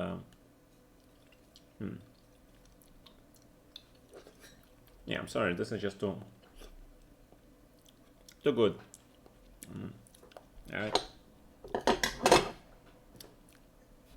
Just student MA Math. What? What? What the hell that means? There's some sort of exam probably, yeah? Oh, then I play knight f6. Yeah, this is the only time where I don't play a6, I think. This is the only bloody time where I don't do that. Yeah, this line is okay for black. I think after e6. I think Duke has played this against me in the... but that was King's Indian, right? That was slightly different. That was slightly different. That was a kid. That was a kid. Yeah, because you have c4, f4, right? That was lucky. Most of my moves are intuition. You're correct. You're correct, sir. Most of my moves are indeed intuition. I'm an intuitive player. You got it. But so are most of the top players as well. You cannot calculate absolutely everything in chess. You have to trust your intuition a lot of the times. So, I don't know. Let's go after this bishop. Let us go after this bishop. Knight f5. Prevent this bishop going to e3. Maybe, hopefully. Maybe it's just a waste of time. White is probably better. I agree. Well, we're gonna fight for it. We're gonna fight for it because that's what we do. We fight. We don't make you... You know, you should always fight because, and try not to make it an easy game for your opponent. Always. Never surrender. Alright? Never surrender, guys. Never surrender. By surrendering, you can never win. Because I have pawn majority on the queen side, that's the reason why I started playing there, alright? Because I have a pawn majority there. Simply because of that. Well, you give me a pawn, I will take it. And I'll put my rook on the a4 because that's a nice square for the rook. And we finally can activate my bishop a little bit. Very, very slightly.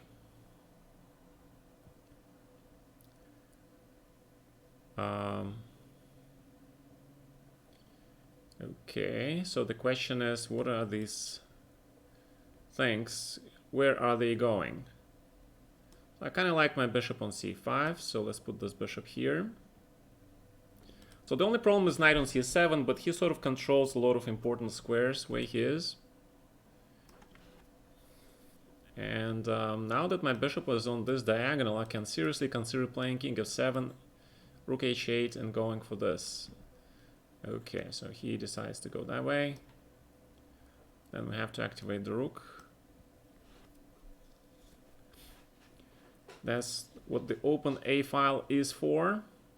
Rook a3. In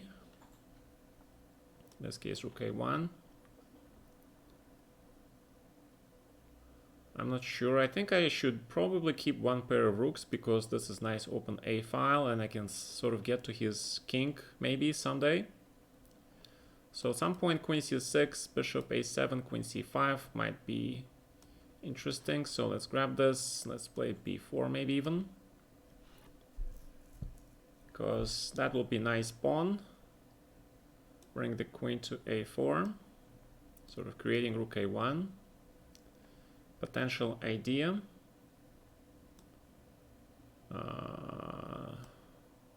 Alright, that was the fair trade, I guess. Trade. Rook a1. Grab, grab. And now I have to do something about this knight on g5, yeah?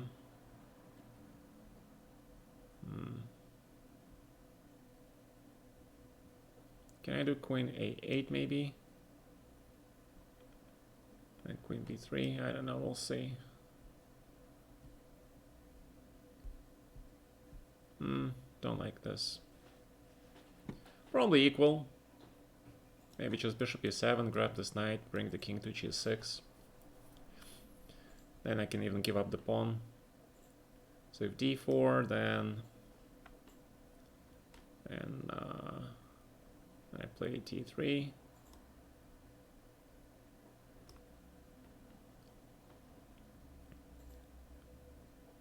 Take. Oh, forgot about that shit. My god. I forgot about that move.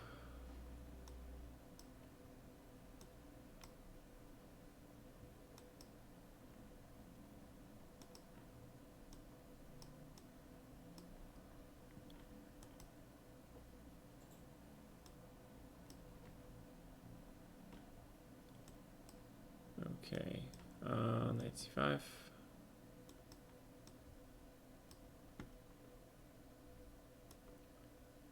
All right. Okay. I don't know.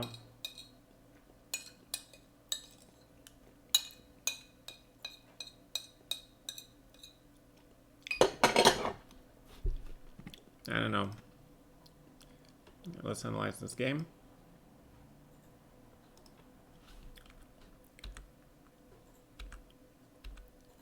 Okay, h6, yeah. e5, knight e8, knight g5, first line. Take, take, g3, third line. He played bishop g4, which is human to try to keep the bishop. Bishop h3, first line. And he played bishop d2, which makes sense. Queen d7. King h1, human. b5. So white is better here according to the computer, but not by this. Alright, b4. c4 was better, maybe. Knight a6 I did not see, but rook a4 I think black is okay here. Rook b1. Yeah, this is an interesting position. Rook d1. I don't understand rook d1, but alright, this move rook fd1 is very fishy. Alright, this rook fd1 move is fishy because it has no purpose, right? This move has no purpose, but this is the third line according to the computer. Alright, so this, guys, you have to watch out for this little moves like that, alright? So you see the computer, he is making rook fc1, rook fe1, rook fd1. These moves have no purpose. They're just sort of holding white's position together, alright? That is a computer move. So he plays rook fd1. A huge chance that this was not his own move. Huge chance. Bishop c5, knight d3, bishop d4, and knight e1. All right, that looks okay. Knight goes to f3, rook a2, knight f3, bishop c5, normal, queen d3, rook a3, rook b3, queen c6 should be played probably, rook a1.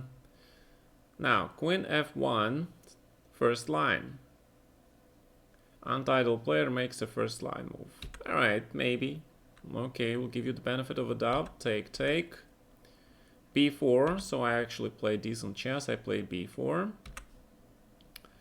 Bishop h3. Now, that is interesting move. The computer move would probably... 91, 93 makes a lot of sense, actually, right? 91, 93 to transfer the knight, sort of to hit this bishop and hit this pawn. Rook b1 also makes sense. Keep this second. But bishop h3, queen a4. I should have played d4 immediately. Okay, I did not see that. The idea of knight d5, knight d3, also creating this line open. So I played third line, queen a4. He takes on f5. And that was a mistake, right? I was thinking about ef5. And then 96. Perfect place. I had no time, really.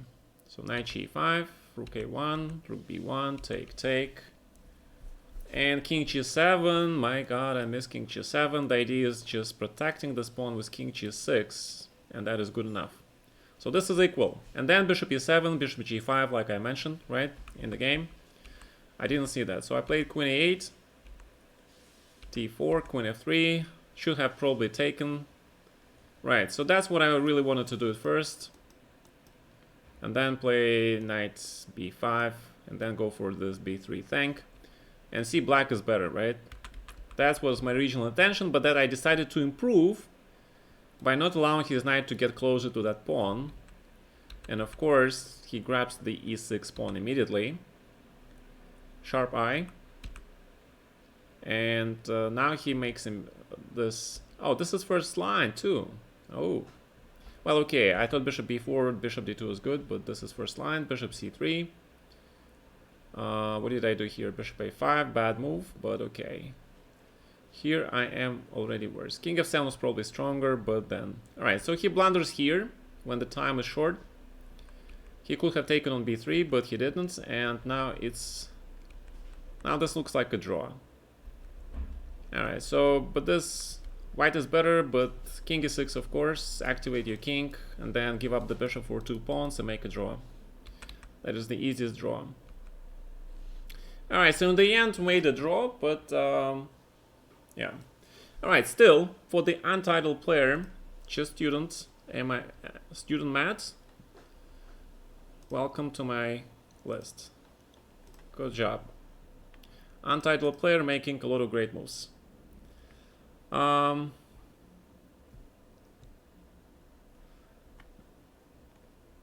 Well, he played rook fd1, right? That was very suspicious. Remember, I told you guys, it's the moves like that that you look for in an untitled player, right? Because if you are an untitled player, even if you are 2500, right? There is no freaking way you'll play rook fd1 because it serves no purpose. That move. No purpose. I mean, a GM might play that. Maybe an IM. But untitled.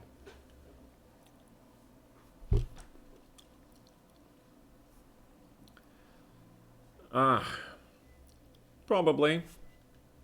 Okay, but if you are smurfing, right, then again, play under your real name. I'm playing under my real name. I'm streaming. You can see my freaking face, right? Here I am.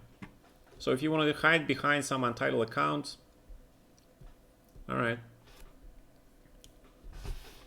I'm just unmasking you as an untitled player who is at least strong I am.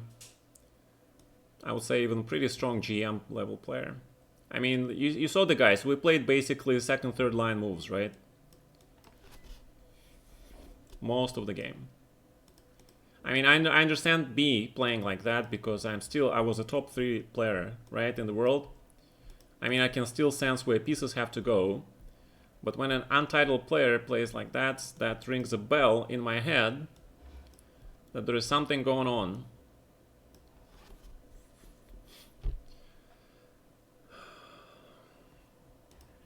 Don't mess with the legend, right? Don't mess with the freaking legend.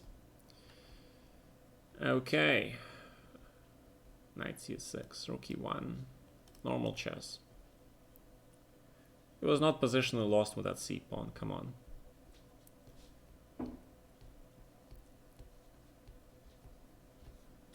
These rook moves have no intermediate purpose.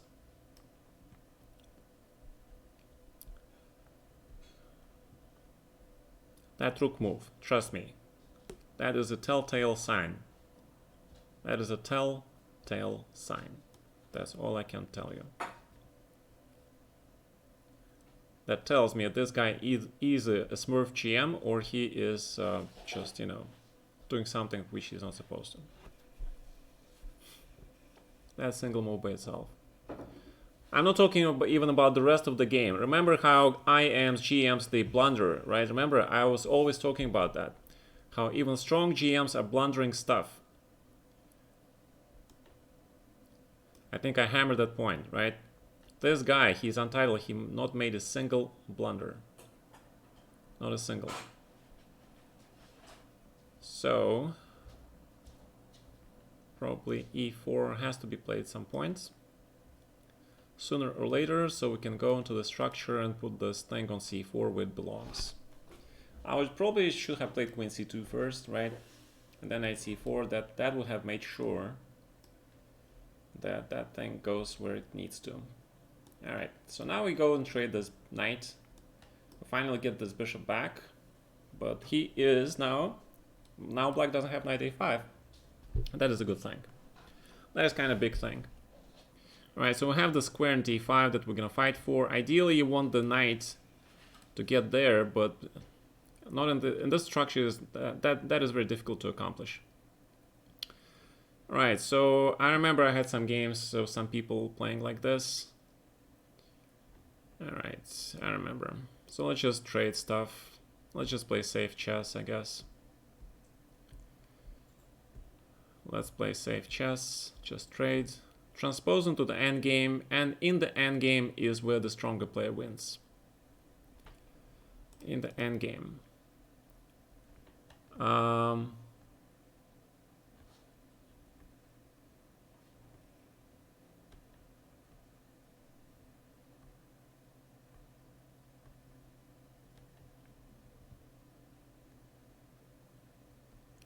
You guys don't understand. This is the... it's not like he doing something specifically against me. I think a lot of these guys are basically going to the queue, right? They just want to play some chess. That's what happens. Alright, so queen b3, rook d6. Is that what you want to do? I don't know. I'm very tempted to play g4 here. Alright, so let's see. Because this is fun, right? We're trying to have fun also, remember? Having fun is important. And I want to play e5. I want to block this bishop. I want to play e5. I want to play c4. And this bishop on d5. What is it? What does it feel like to have a bishop on d5, guys? Do you know what that feeling is like? No, you don't. No, you don't. This feeling of having this bishop on d5 is sublime. All right. It's like the nectar of the gods. That bishop on d5 and this pawn, and they all centralized. That is like, ooh, trust me, it's a good feeling. Then you grab. Then you grab because you get this line, and you get to hit this dude, right? And you get to play h4 and go for this h5 thing. I don't know, we need one man. Just h5. I have centralized pieces. And your bishop is bad. So, queen f5 looks good. Rook d7 is coming for you. I think you just blundered something.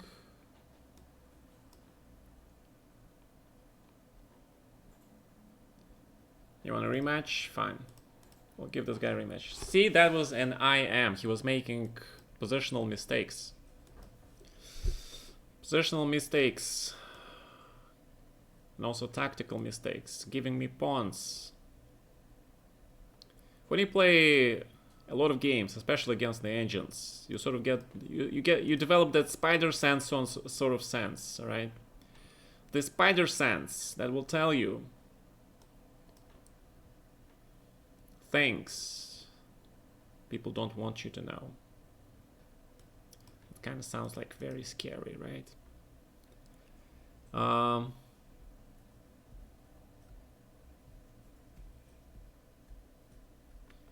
Scary stuff.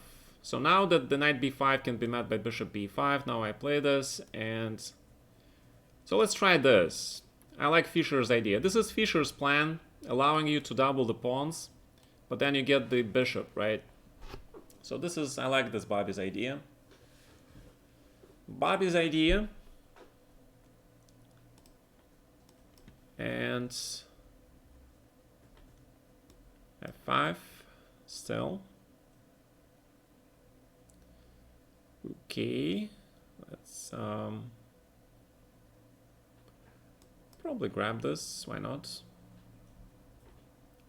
Because then we're gonna play queen g6, obviously.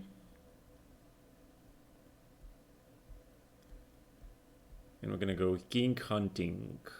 We are going to go king hunting. Knight a6 maybe. Sometimes a simple retreat like that, because the white takes on a5. So that means after I play queen g4, where does this bishop go? Where does this bishop go? h4. Hello, h3. h3 is coming. h3 is coming. We are dancing. Maybe dancing to the tune. Or maybe not. Who knows?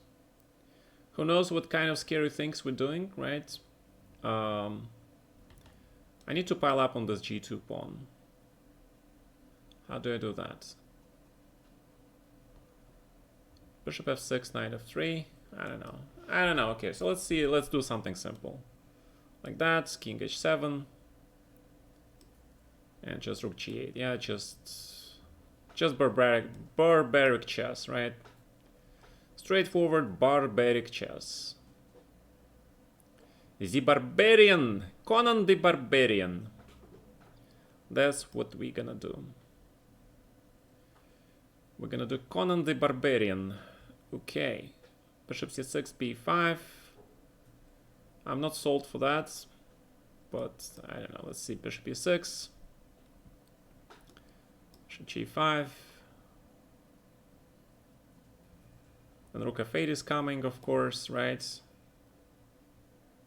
So what is going on here?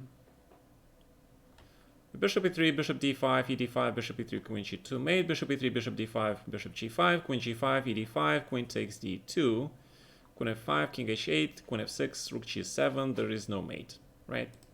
So after having calculated these two lines, I feel pretty All right.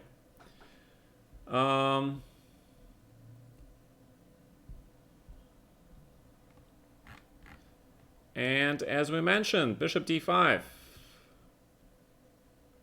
You have taken g5 now. Queen g5. Queen d2. Ooh, queen e4. And then if king h8. May I trample your king for the... Actually, what about rook g2? Rook g2 looks good, yeah? Yeah, this looks good. This looks pretty good.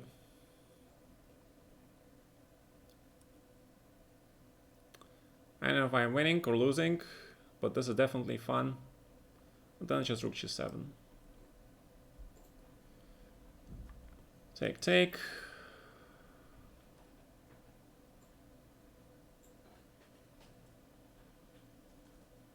King h8. And this looks pretty lost for you. All right, so that was the calculation. Bobby, d1. You know they call Gary the Terrible, but I'm pretty sure Bobby had that nickname way before Gary. It was Bobby the Terrible, Bobby the Machine. If you guys ever read about that book by Belica, this is the Yugoslav journalist, right?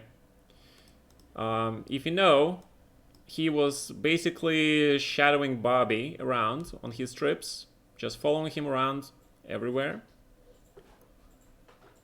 And, you know, he was basically his buddy in Yugoslavia, right? So he covered a lot of stuff because Bobby went to Yugoslavia. He was like really happy there. Really happy because Yugoslavs love chess. Remember all those informants and stuff, right? So there was this tournament. There was this Blitz tournament in Yugoslavia. I'm not sure if you guys know that, but there was this tournament. And it was sort of unofficial world championship. I think it was the top 13 or 14 in the world they played in that Blitz tournament. And Fischer won the tournament with a huge score. My God, he just crushed absolutely everybody there. All the Soviets. There were like 10 Soviets out of 14 players, I think. Maybe less. Doesn't matter. I'm not. Well, the reason I mentioned book is because Belica covered all his travels in Yugoslavia, right? So, you know, that was amazing, Bobby. Knight b7, you're gifting me the knight, sir. For what reason, may I inquire? Oh, simply. Oh, you could have to grab my rook. My God. I blundered the whole rook. Typical me. Typical me, blundering stuff. Alright.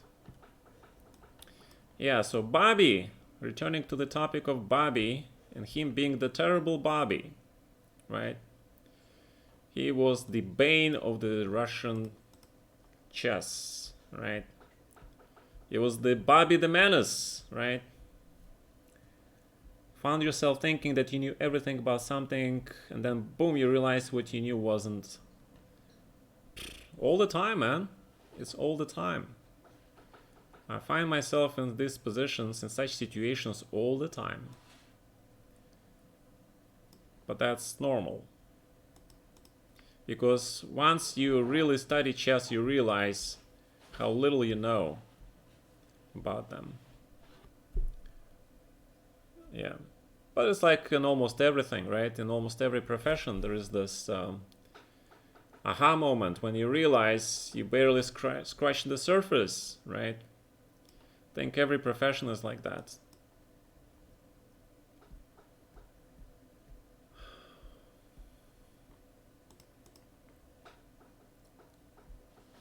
Bobby the Menace, right? I kind of like calling him that. Bobby the Menace. Can I play rook e3 here? My queen on h5 sucks. My god, this queen really sucks. Really sucks. Jesus Christ, how do I bring this queen back? My god, it's bad queen. It controls some squares, but it's just terrible. It is just terrible. Terrible queen.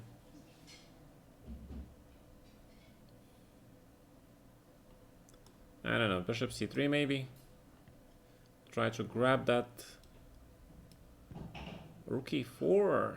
Wow. Well, look at that move. Will you look at that move, guys?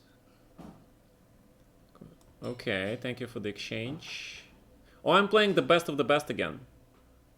Alright, awesome. Dude, you're my inspiration. Okay.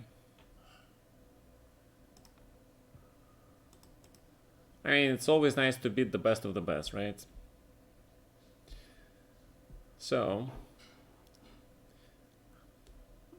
the dude got a little bit of hubris when he made a nickname like that, but that's fine. You can always meet somebody who is better than you. I've been known to lose to a lot of FMs. Be the king. Now we're talking. Now we're talking. Be the king of the London, right? Then, unfortunately, you have to explain people that unfortunately you're the king of the London system in chess, right? Not of England, right? I'm just kidding, guys. Come on. Be the king. Be everything you can be. Actually, I like this bishop b5 move sometimes. It's a very tricky move. It's a tricky move. But they usually do that with the bishop on c8, yeah. Small mistake. Small mistake. Then just castle, I guess. Usually play a4, rook e1, etc, etc, etc. Bishop goes to d3. And now there is this interesting plan with white here, where you play g3, and you go h4 and try to fix this thing there. Alright, so h4, or bishop g5 first, yeah? I think bishop g5 first. The idea is you need kind of to exchange these bishops here. You kind of need to exchange these bishops for that h4 knight g5 thing to work. I mean, you don't have to play it like this, but it's just interesting because this double pawns, they're very good for your potential later. As the esports call it, the late game, right? In the late game, these pawns, or in the end game in chess, right? These pawns potentially are a huge source of worry. All right, so we are getting somewhere now. So we are grabbing a lot of stuff and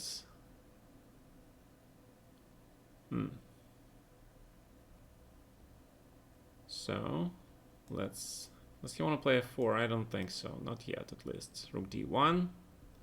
So we're gonna remind you that the pawn on d5 has the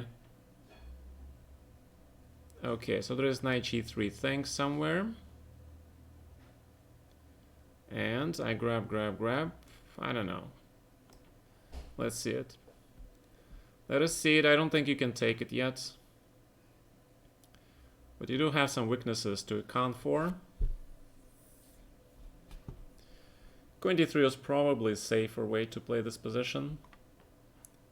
So let's play king g2. You have this. I forgot about this move. You have this move. That is not good. Спасибо, солнышко мое. Спасибо, дорогуша.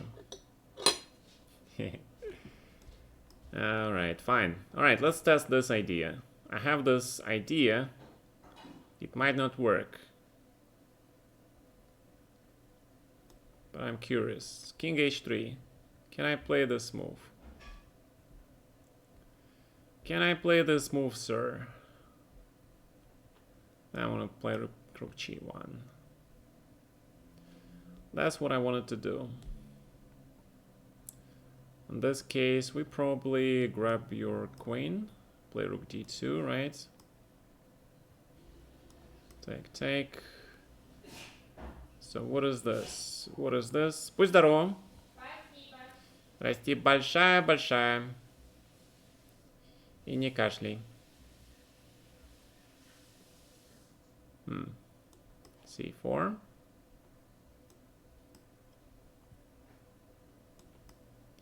King g2. King f3. Just in time with the kingo. That means I have to play b3 maybe. But maybe not b3. Maybe just b4, yeah.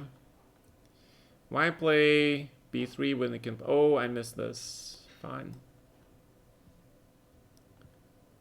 Knight b3 is sort of a threat, which you didn't bother with. Oh, I missed knight d4 check. Yeah, well, alright, let's see it. Let's see it. Let us see it. f4. Wow, this is pretty. Guys, this is very pretty. It looks like a draw, yeah? This looks like a draw because his knight is not... Oh, he has this move.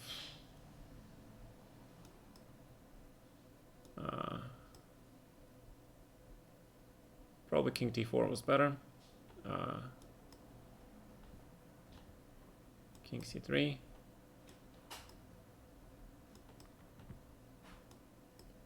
He has that. Shit. He has that.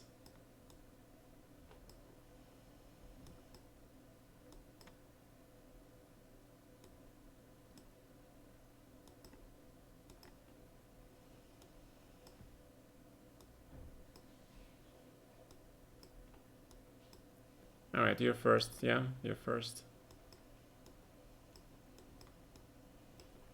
Alright, this is unclear.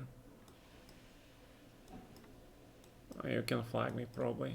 You can probably flag me, okay. Okay, this is fair flag. We're in the queen endgame. Pretty sure that was a draw.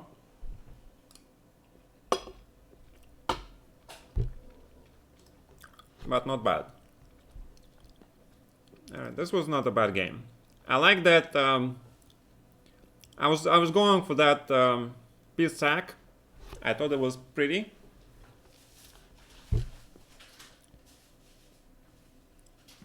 I thought it was a pretty piece sack, right? That's why I went for it. In the end game, I didn't have to sacrifice a piece, but it looked very pretty. Aesthetics, important part of chess.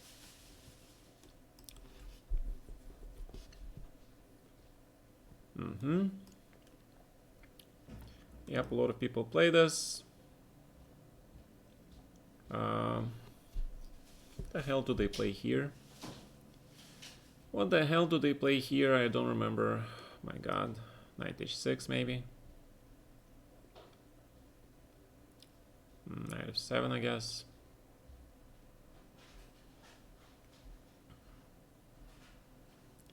Grab, grab.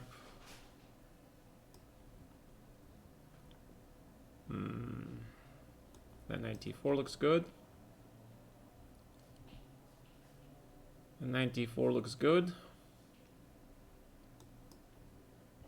Because my knight is on f7, right? So that's the question, what should I do here?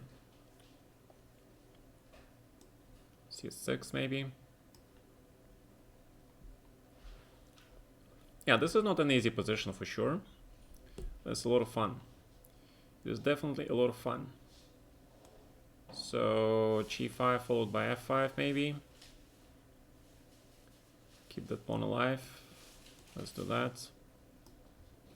Oh, bishop d6. Shit. I keep forgetting about that.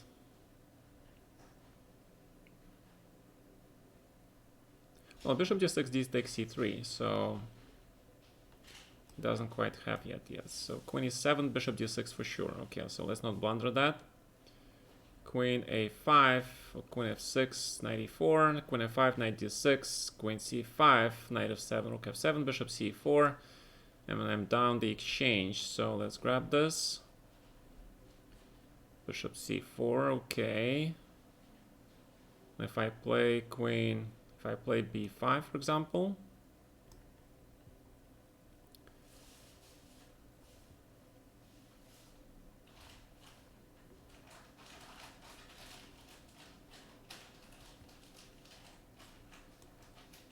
and queen f6,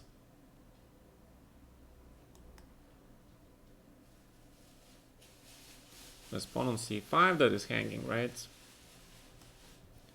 So let's grab that pawn. c5 for the threat. c5 for the threat, but then he has that, so probably have to play this.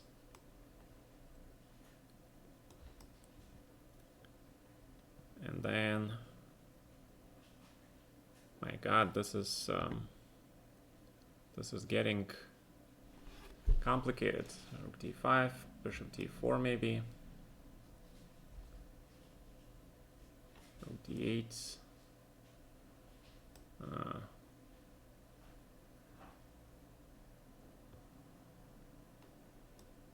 Fine.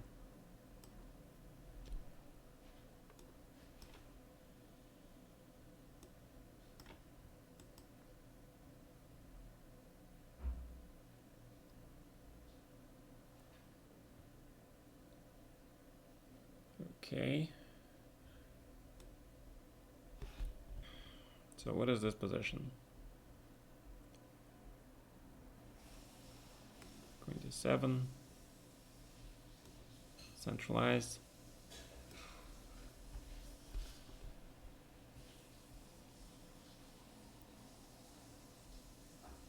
I'm not sure what she wants. King f6.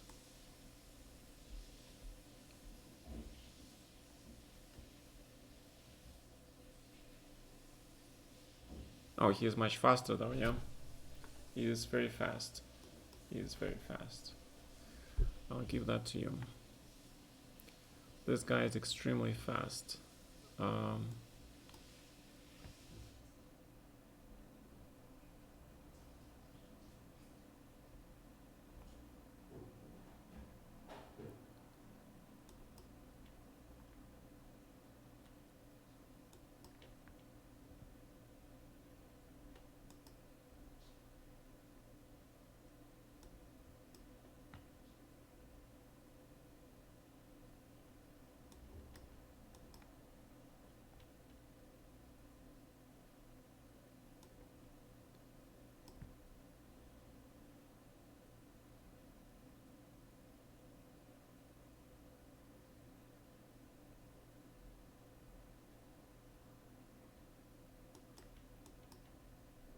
Okay, draw. Alright, not bad. Not bad.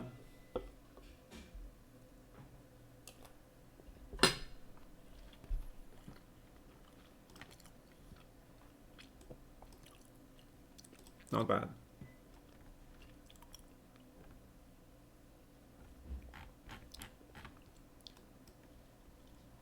Not bad.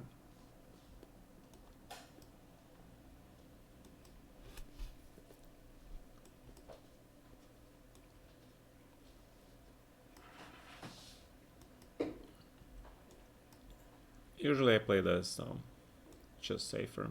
h3. I forgot about 95. Usually I play 95 against instead of h3 because I attack the bishop, right?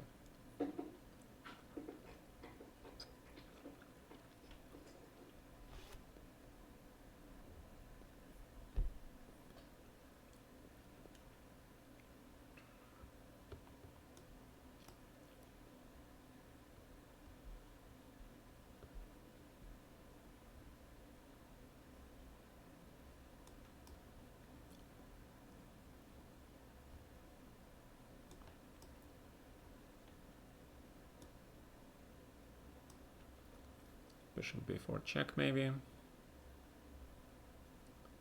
Isn't dangerous. I don't know. Alright, let's trade this.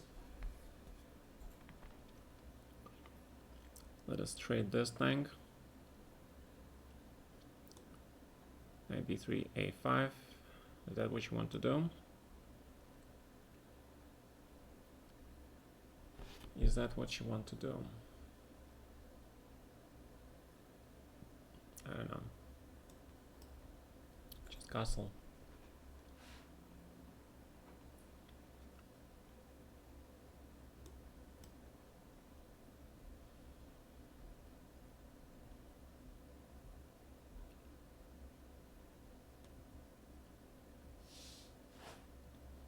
Just castle. So if I take, that knight goes here.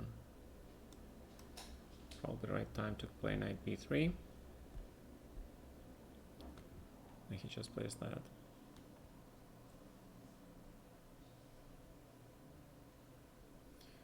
Alright, interesting.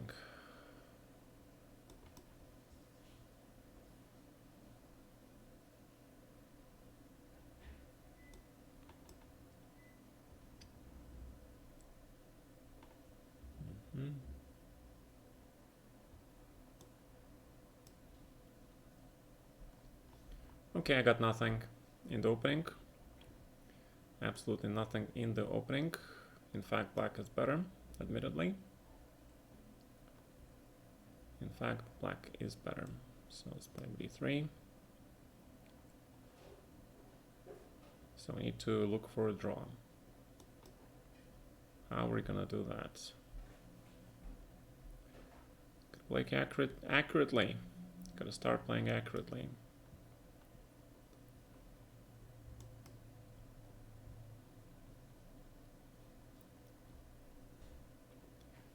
Gotta be accurate now.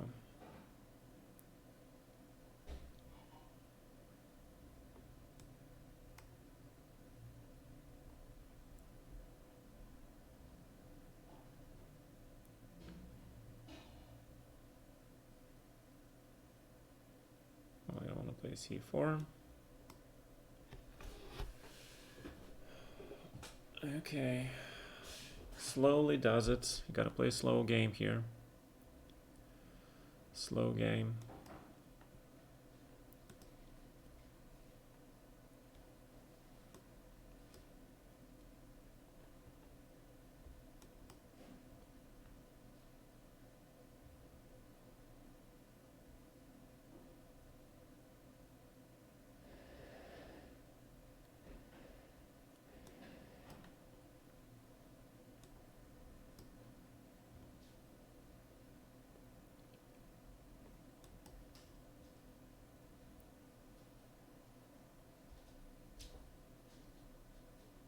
Dame солнышко. What's up?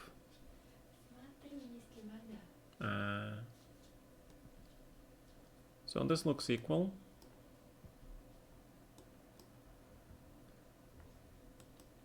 But he just gave me a pawn for no reason. And I will grab the pawn, right? So c3, I guess.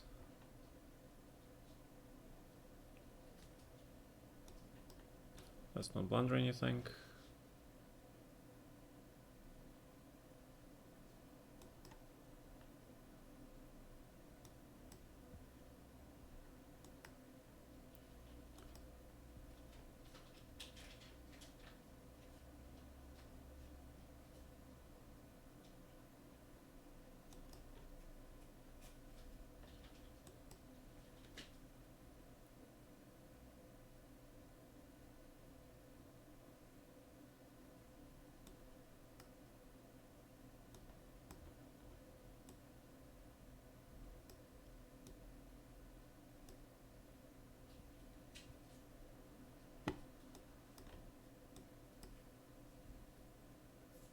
Fine, you're winning, but bishop d5, you're lost now.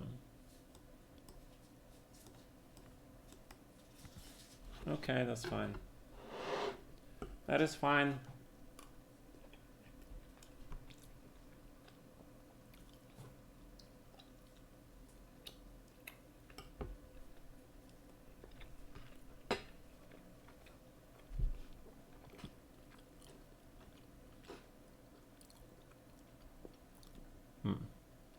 Alright, fine. Let's play this guy again.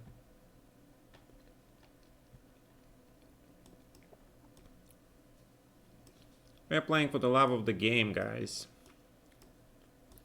See, he misplayed his endgame. He sacrificed the pawn thinking he will make a draw, but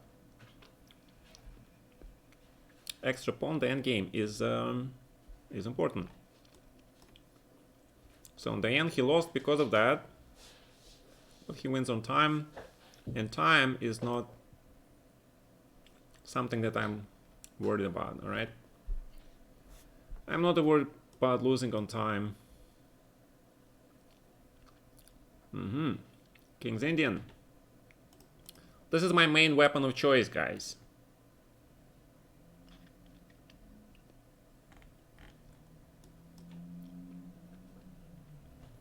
This is now my main weapon of choice for black. Okay. That's case 97.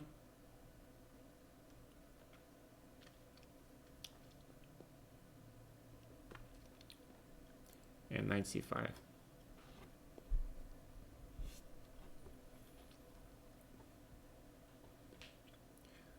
That's how a lot of King's Indian specialists play these days, including Nakamura,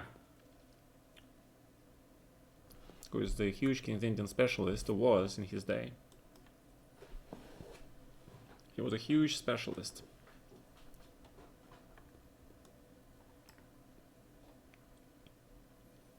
Now, this is not good for white in general because you just closed your bishops completely, man. So the question is, do you really want to play b4? How badly do you want to do that? So let's play a4. Let's see. If you're willing to give up this bishop, you do. Alright. b4, bishop d7.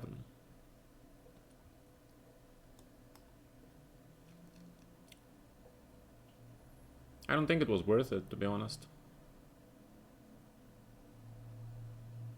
I have too great compensation for that pawn, in my opinion. Alright, now is the important question, how to recapture. How should I recapture? Knight gets the d5 square anyway, but maybe I can do something about that, yeah.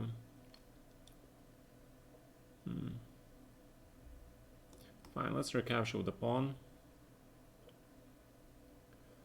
Let us recapture with the pawn. The queen back here.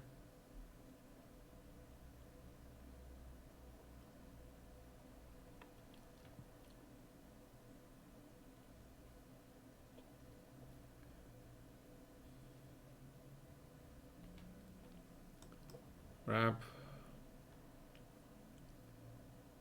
Bishop h6. Put the bishop on this diagonal. It's always nice.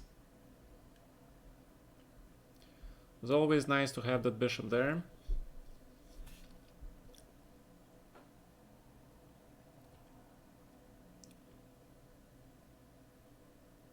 Alright, h4 is begging to be played.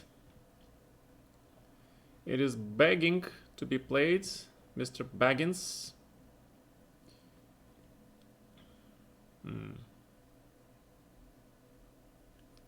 Well, I don't want to improve your queen, that's for sure. Do you want to take this pawn on e5, maybe?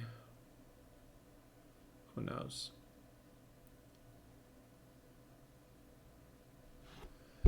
Who knows? Suppose I believe you. Suppose I take this and play bishop g7 instead. Bishop g7 immediately, though, looks nice, yeah? I don't know, let's see this. Let us see this, and then I want to play bishop g7. Rook f4 actually looks pretty good. Rook f4 looks pretty damn good. It's kind of in tune with the position.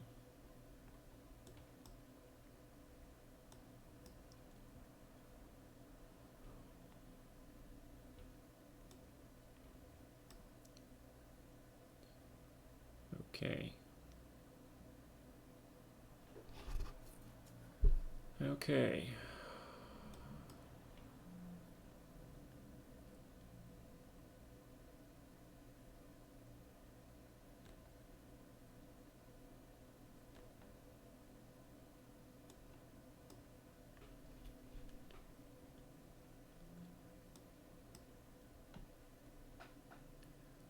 Well, it is very close to winning, of course. Very close to winning. That's how you play King's Indian, guys.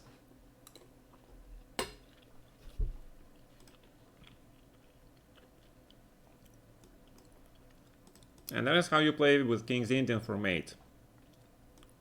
You go for mate.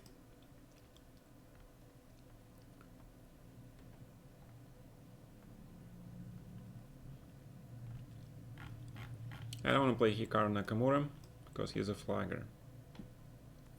In addition to being a very strong player, he is also a flagger. I still remember how he flagged me with the rook and king versus rook and king. That's when he lost my respect, I'm sorry. That is when he lost all my respect. I don't give a damn what he thinks, but that's when he lost my respect.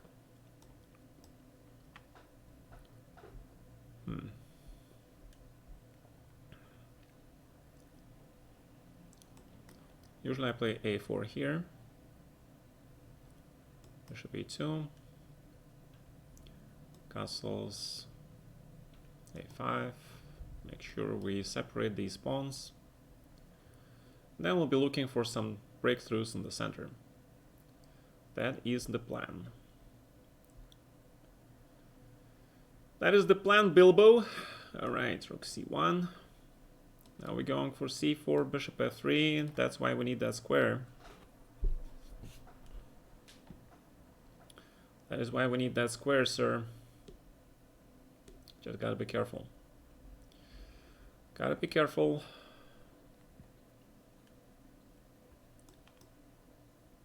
Okay. So c4 it is then, right? You take with I don't want to open the bishop though. I don't want to open the bishop. I don't want to open the bishop. I don't know, let's see this. I want to see this. Gata wants to play. I want to play, man. I want to freaking play. Let's play. So bishop c4.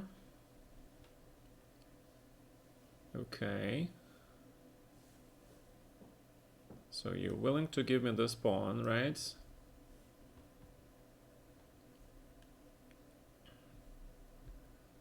You're willing to give me that pawn. And I will take it. And I will take it. Maybe.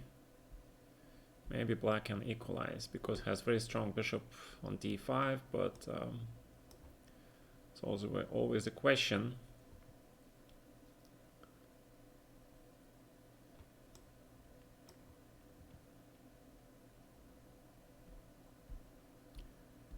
And then we win a pawn.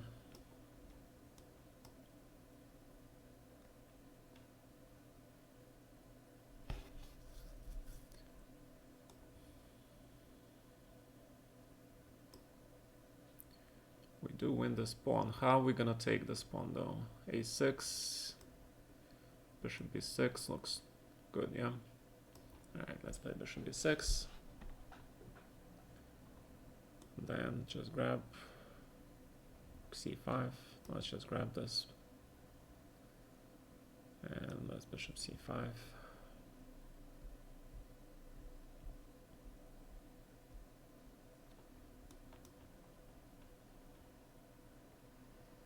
And this is the simple endgame now, with an extra pawn. Alright. Simple endgame with an extra pawn. All you have to do is play b5 and a6. First, you have to sort of get that rook out of the way, right? So rook e1. Alright, so you can do that. I don't know. Bishop e2, no rush. Probably it's a good idea to trade this pair of bishops. Check.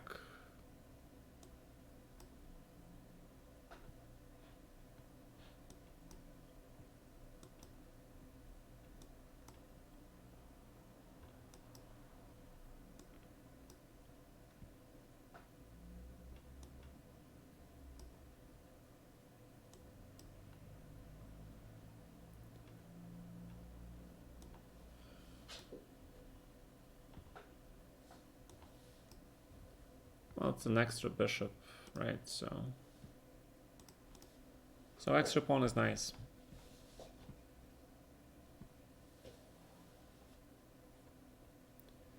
The point of bishop f1 was to allow my pawn on b4 to move forward, right? The pawns are meant to move forward.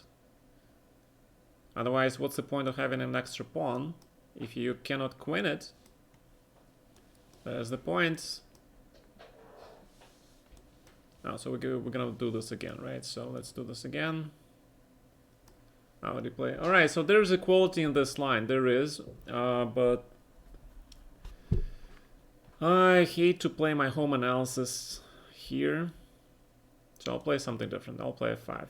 I actually played this line back in the 90s with white myself. And I played this line with black against Van der Sterren. I played bishop f6 here, and he took. I took with the knights, and we played this line, right? So bishop f6 must be played. I mean, what's the point of doing that? Then he took on f5, and I took with the bishop. That's how the game went. And that was a miniature win for me for black in the classical game, right? That was a huge result for me. I won that game with black.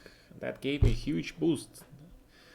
My god, the old candidate matches, they sound so cool, guys. You have no idea. I'm so happy that I lived in the time when there were candidates matches, when it was mano mano, when it was you, only you and nobody else. You and your opponent and nobody else, right? That was the time, guys. That was the time. This endgame is considered to be good for black because I have powerful central pawns. You have no b4, I think. Do you? And then I play knight c5.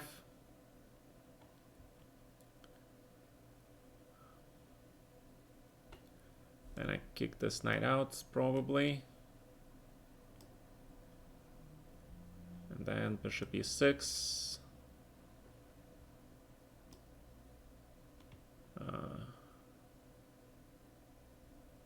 E4 looks interesting, right?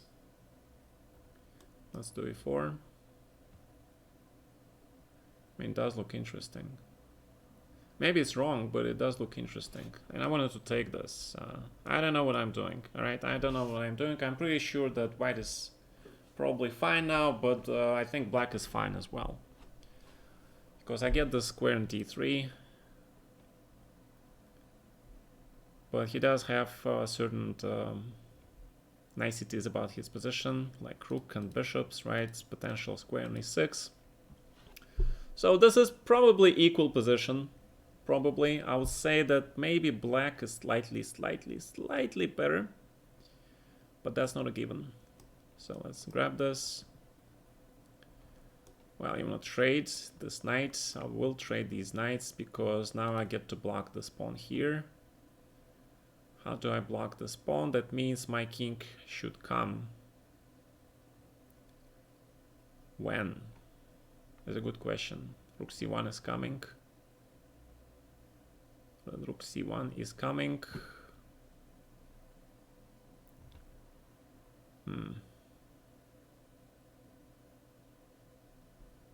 So maybe knight b3 has to be played, yeah.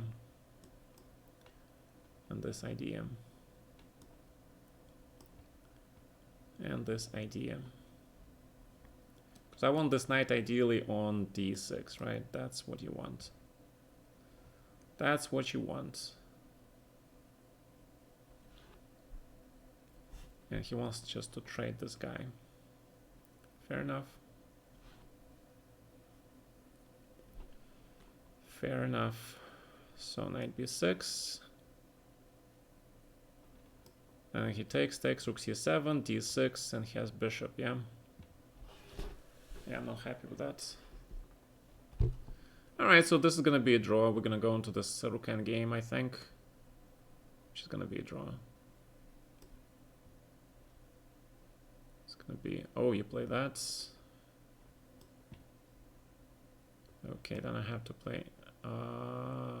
shit, I could have blundered. a6. Then b5.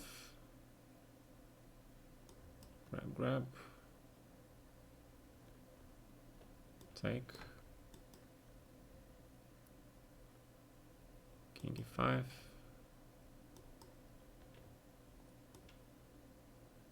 No, but this is bad for you. That should be bad for you, man. Maybe it's not so bad, yeah.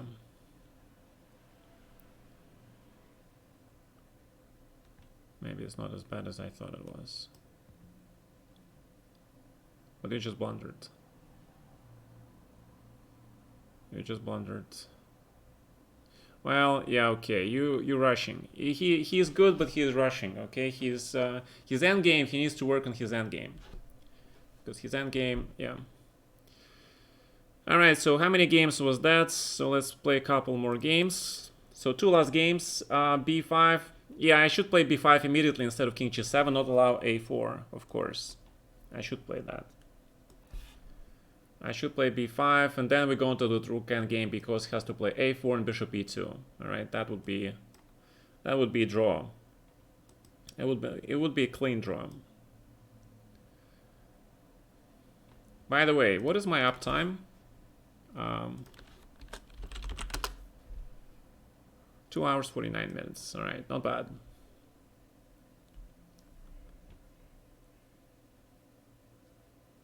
Well, I'm trying to get some practice before tomorrow's Title Tuesday, okay? What do you mean he is Russian? Who Russian? This guy is Russian? Maybe, who cares? So, who cares if he's Russian or not? You just saying he's Russian, probably this shot. What? You say he is Russian, and probably they misshot it. Probably what? Они ослышались, сказал Russian, а они послушались Russian. Не знаю. I don't know. Actually, I like queen a3 here. I like queen a3 here. Going to that queen trade stuff, alright? So I don't know if he wants to play e5 or not, so let's try to prevent that. So let's play bishop b5. Well, in this case, you definitely want to play b4. Actually not. Rook e3 looks good. Rook e3 looks good. Bishop f1. I don't like that a6, because now I play b4 and I play a5. And I get my knight to c5, right? And this structure is better for white. This structure is better for white. Knight b3, rook h3, and knight gets to c5 successfully, and advantage to white. This is like famous structure. Famous Carlsbad structure. Advantage white because your pawns are fixed on the dark squares, man. And this is advantage white.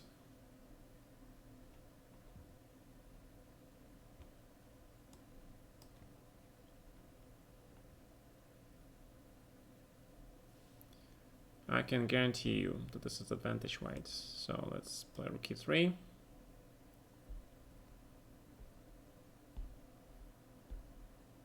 In this case, rook g3. And bring the queen to c1 maybe. Let's bring the queen here. Rook e3 looks queen f4 maybe, something, I don't know. Queen e3 kind of looks tacky. Let's see what's wrong with that move. So queen goes somewhere. Fine, rook e3. Fine, I'll play rook e3 here. Yeah, but this position is still better for whites. So I can even grab this, because this endgame is better for whites. So you just have to be careful here. Gotta be careful. Gotta be careful, but once my queen gets to e3 and these pawns start to roll, right? Alright, grab. Rook d1. Because we're grabbing this d file, right? That's kind of important. That's kind of important. So bishop e2. Bishop h5, I don't know, c5, I kind of like c5. Kind of like c5. And see that pawn with this bishop on f1, that's what gives white advantage here. This is what gives white the advantage. Now you want to trade the queens. That's what you want to do. Bring the bishop to c4 with the tempo.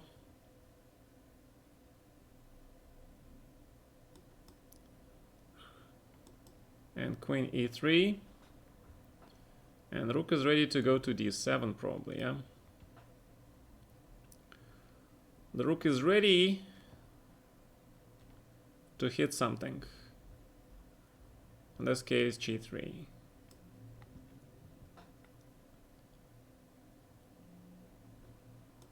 Not worried about any of that stuff. Queen d4. There are no mates here. In fact, queen t5 looks pretty damn strong. I'm gonna mate you, man. Who are you trying to mate? Check.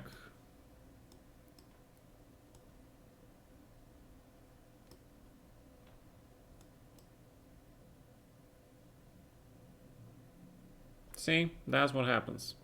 That is London for you. What? What? Russian? So that's how you play, because the difference in the bishops, right? The difference in the bishops, the difference in the pawns, and that's the reason why you want your opponent pawns on his color, of the color of his bishop, all right? That is why you want that. I think that's how I play here, I'm not sure. E6. Oh, so we're getting then to this London, all right. London with bishop g5, then I just usually do this. Just do that.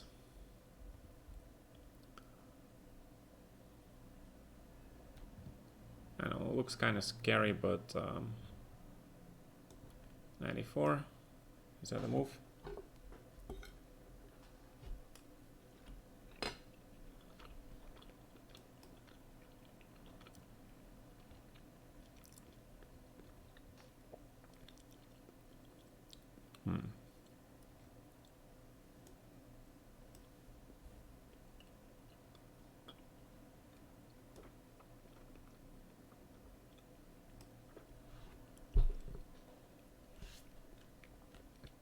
I don't know, this looks interesting.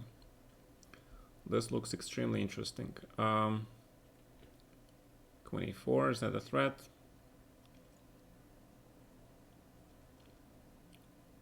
So if I grab this, has bishop f4 somewhere. I don't know, let's see this. Let us see this. This looks probably like not enough, yeah? Okay, has that move. So in this case, you play 5. That's what you do.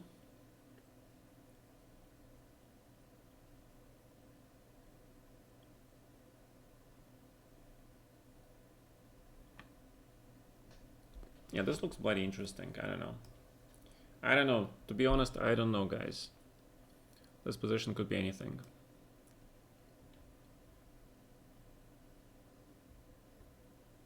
Probably not the best move, though.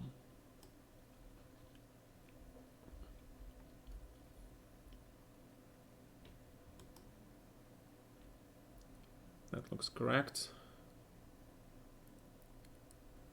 That looks correct. Bring the knight immediately to the right square.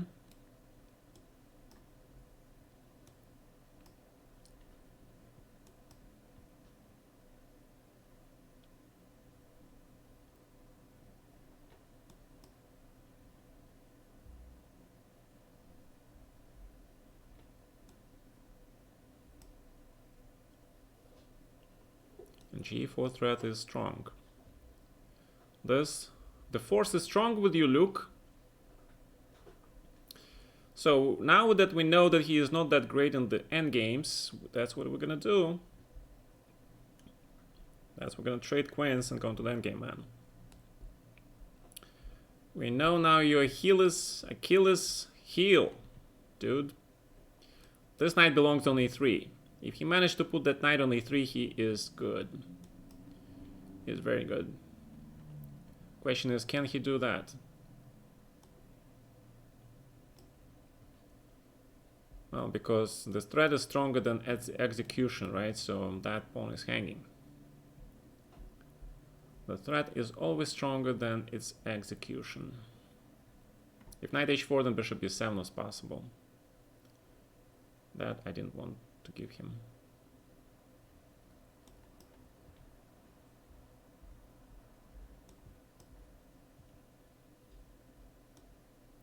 Oh, I blundered this. Okay, hold on a second. What is this position? Take, take.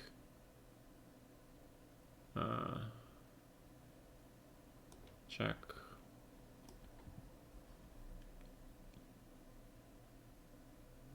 Looks equal, yeah. Looks pretty damn equal. If it looks like a horse, it talks like a horse, then it's probably a horse. King c5, rook f7. Unfortunately, I have nothing. Alright, so it looks like a draw. Alright, thanks, man. Cool games. Got to go. Alright, gentlemen, let's see who we can raid. Who is there available? Have League of Legends. That's not interesting. Let's see, chess. Chess. Have Eric. He was not live, right? Let's see, chess. Peter versus Timon. Song. Requests. Pog champs. My god. We have French channel, Family Showdown by Kastinyuk, and ooh, Kastinyuk is streaming, guys. Wow. All right, with her husband Trегубов. США versus Мировые звезды. Crest book. All right. Knight Howell. David Howell is streaming. Lego chess. Clutch chess open. Clutch chess. Oh yeah, there is clutch chess now going on, right? I'm not gonna cover it because I'm tired of seeing all these same people playing. Same thing. Grandmaster Journey to Chess. Ultra Quick Bullets. League 2000. I don't know. Who you guys want me to raid? Alright. I don't know who I can trade. Give me some suggestions. Right? Because I don't know who I'm should I raid. Blade stream. Yeah, but he's a French speaking channel, guys. J Marcus. He is on lichess, right? Alright. I don't know who this guy is. But what the hell, right?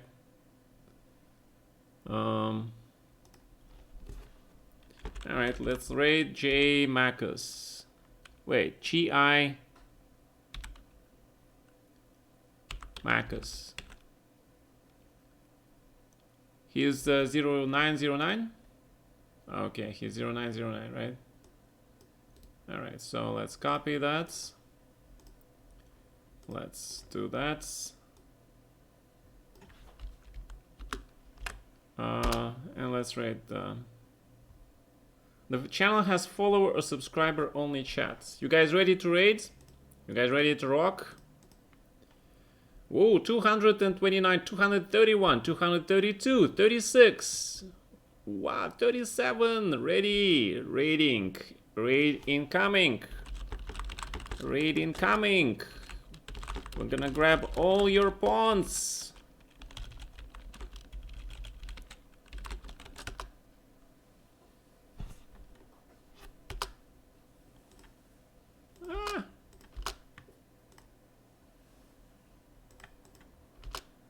Alright, let's follow this guy so I can post something.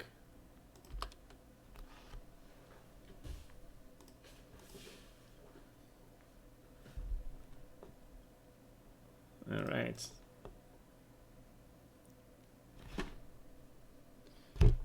Alright, see you guys.